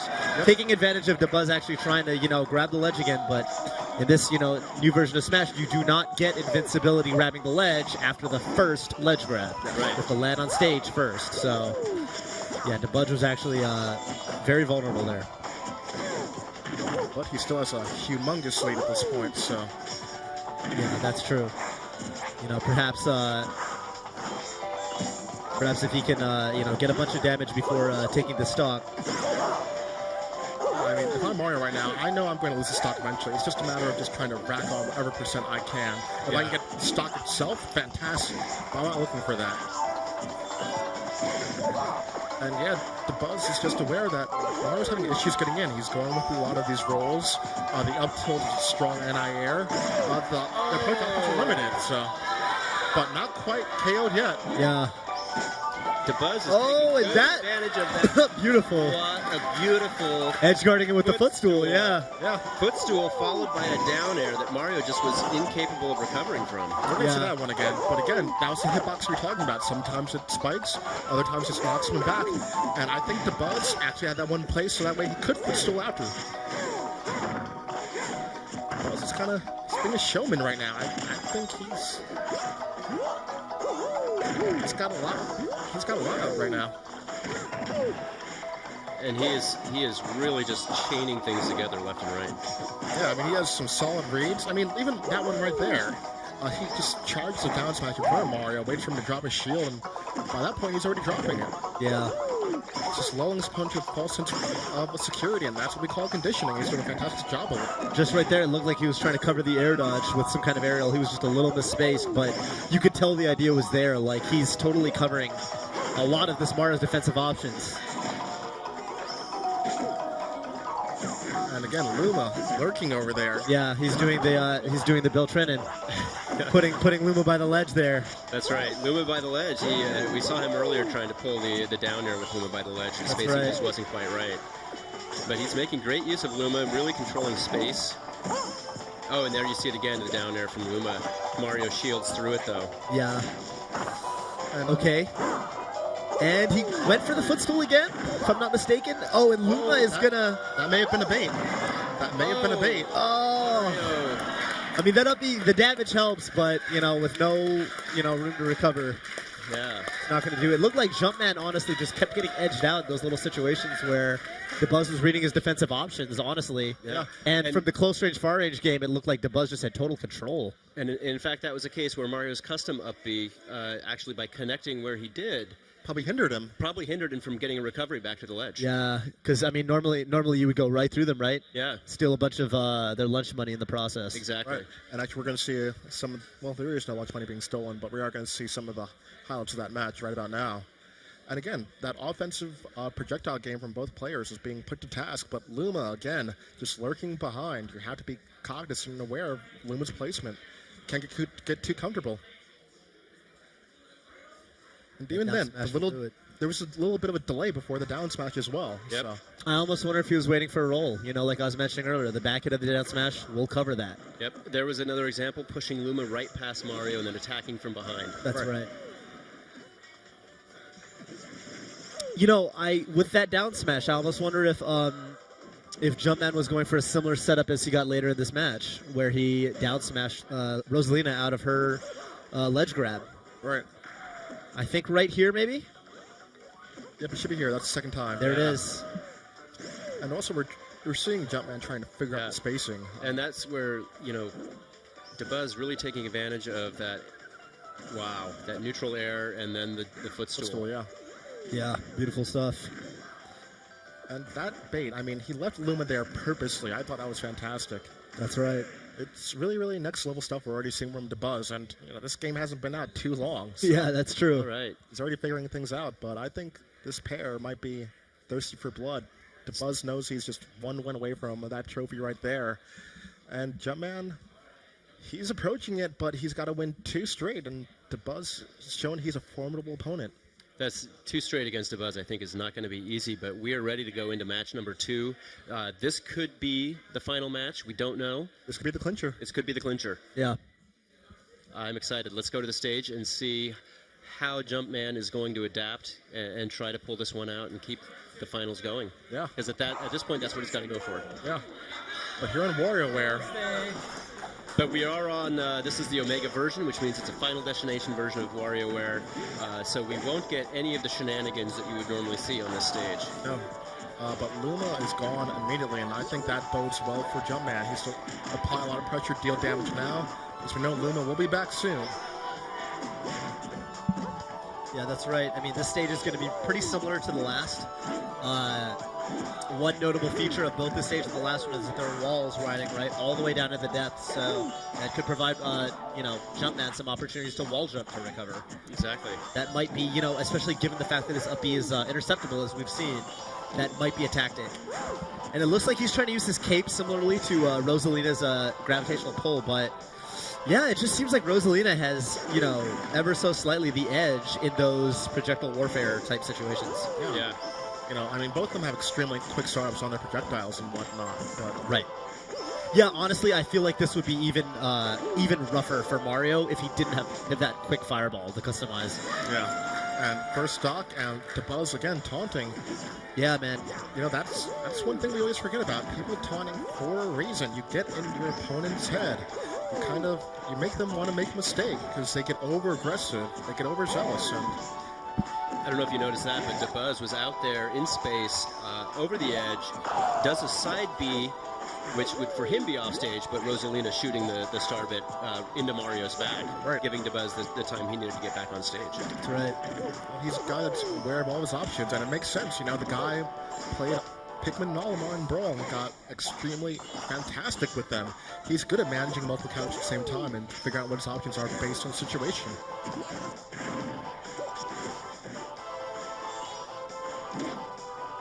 And good use of the cape there to turn around the approach, but it's still extremely tough. He has to somehow close up this stock pretty quick because he's taking on a lot of damage in the past maybe 10 seconds or so. Yeah, man. Nice connection on the up B. And Luma's lost too, so this is going to be his moment. And I'm looking for a roll. He rolls into a shield grab. Interesting. Not KO'd yet. He's going to be able to recover. Tried to back air him against the wall. A little slow, maybe. One-step up smashes. Oh, scary situation. Maybe kind of a panic up B from Jumpman. I think so.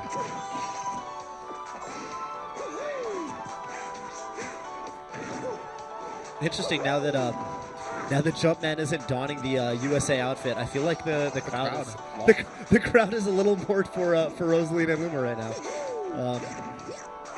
Maybe that was his power. Yeah, maybe that was it, man. All right, and DeBuzz ever so content to just go to the corner of the stage. And again, he's just good at using all of his defensive options, the air dodge and then hovering. With a nice forward air to knock Mario off the stage.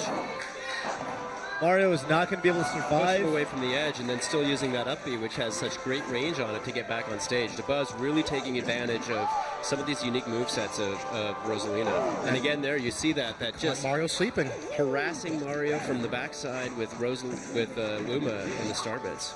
Yeah.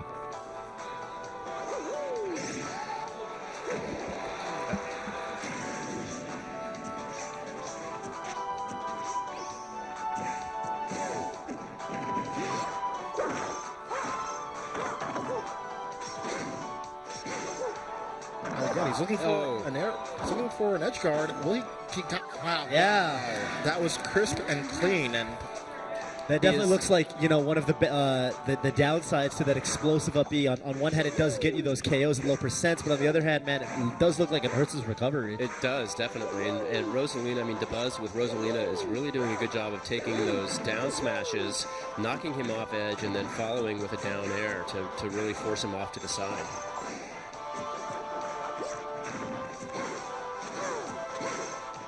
And again, we're seeing a lot of these down smashes. Yeah, man. It's almost spamming them, saying, you have to figure out how to deal with this move. You haven't done it yet. I'm going to keep doing it. And again, look at that grab range from Rosalina. Yeah.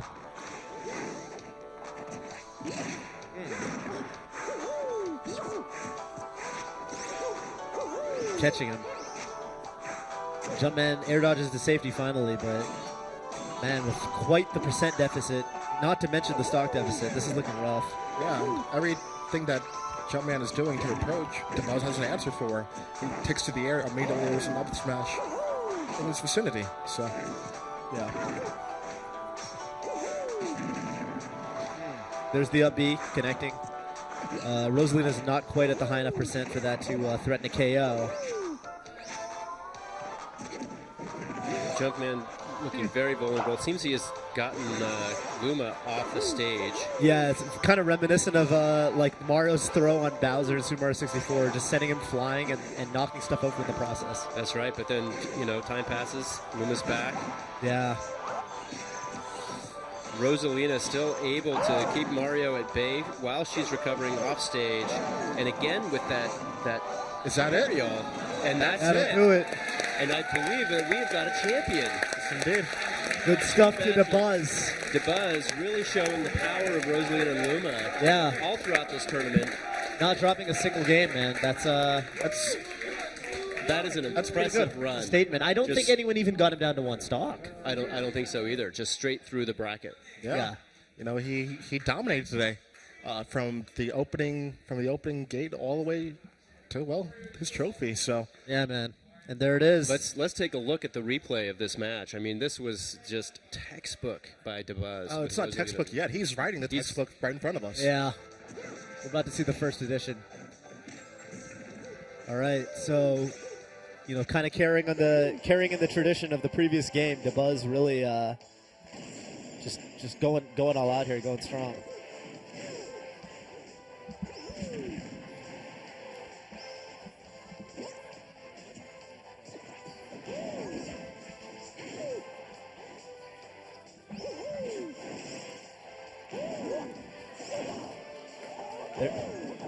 There's that back air edge guard from DeBuzz. Yeah, like, I mean, he kind of had an answer to every situation. Even the offstage game, when Mario was recovering, you know, DeBuzz showed absolute confidence in going out there intercepting. Like,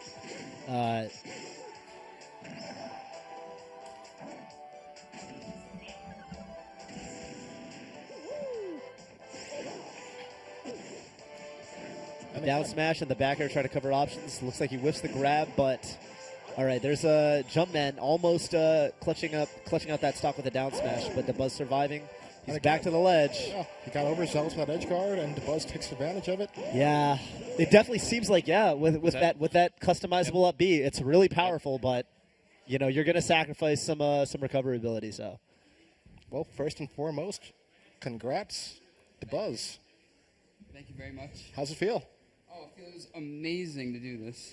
Does it feel reminiscent of when you won before for Kid Icarus? I'd say yes. Like, actually, maybe a little bit more amazing because, like, I've always played Smash, like, competitively since Sport came out. So it's like being able to win a tournament like this finally is just, it's something I never really thought about happening, really. Well, and I think what's impressive is that this is not just a regional tournament. This is a national.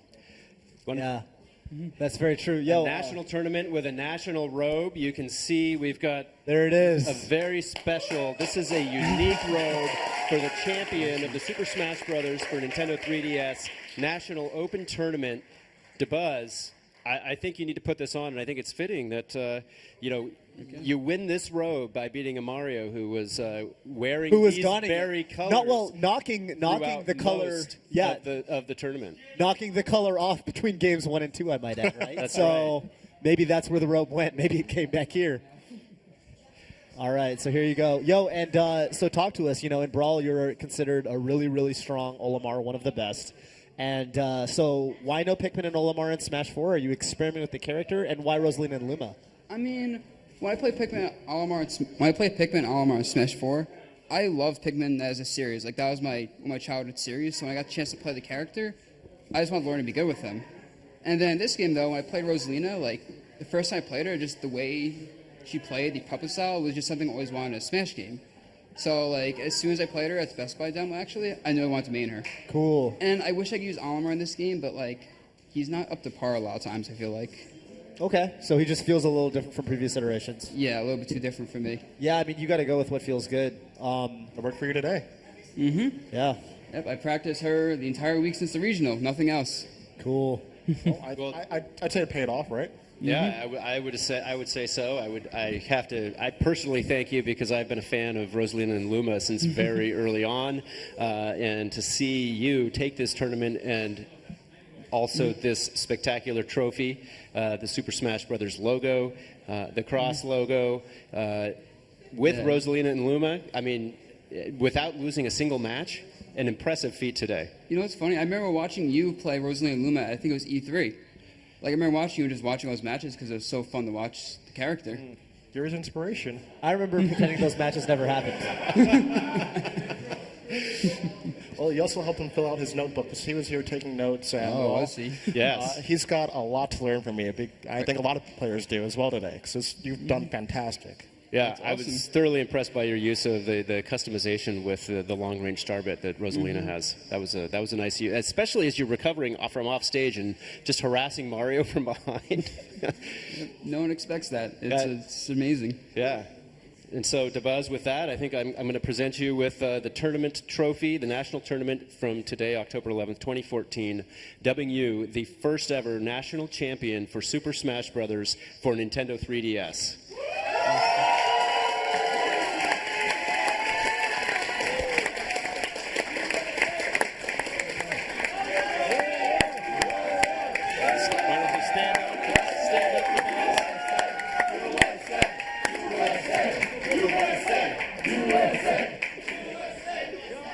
All right, so, man, this has been a crazy day. Good stuff again to Buzz. And, yeah, I mean, we're gonna get set to wrap up here. For me personally, a big thanks to the people who brought me here. Nintendo, you guys are great. Looking forward to, just more events like these, and more great high-level play for players like yourself to Buzz. Prog? Of course. I mean, we saw 16 players from around the country line up here today. And I want to thank all of them for showing up, not just to the GameStop event, but here and showing what they've got. In addition, of course, the 6 players in our exhibitions showing their stuff. And speaking of exhibitions, I'd like to thank 2 of the best co-commentators out there. And, of course, Bill, Toph. Thank you, guys. Thank you. Well, Prog, I want to thank you coming out of retirement to do yet another tournament. It is an honor to have you here. Toph, thank you for coming all the way out from the West Coast. I want to thank this spectacular crowd, and I want to thank everybody who's tuned in online to watch the live stream today. Thank you very much from New York City at the Nintendo World Store. We are signing off, and we're going to let you finish by watching some of the highlights of DeBuzz on his march through a spectacular bracket here in New York City. Thank you.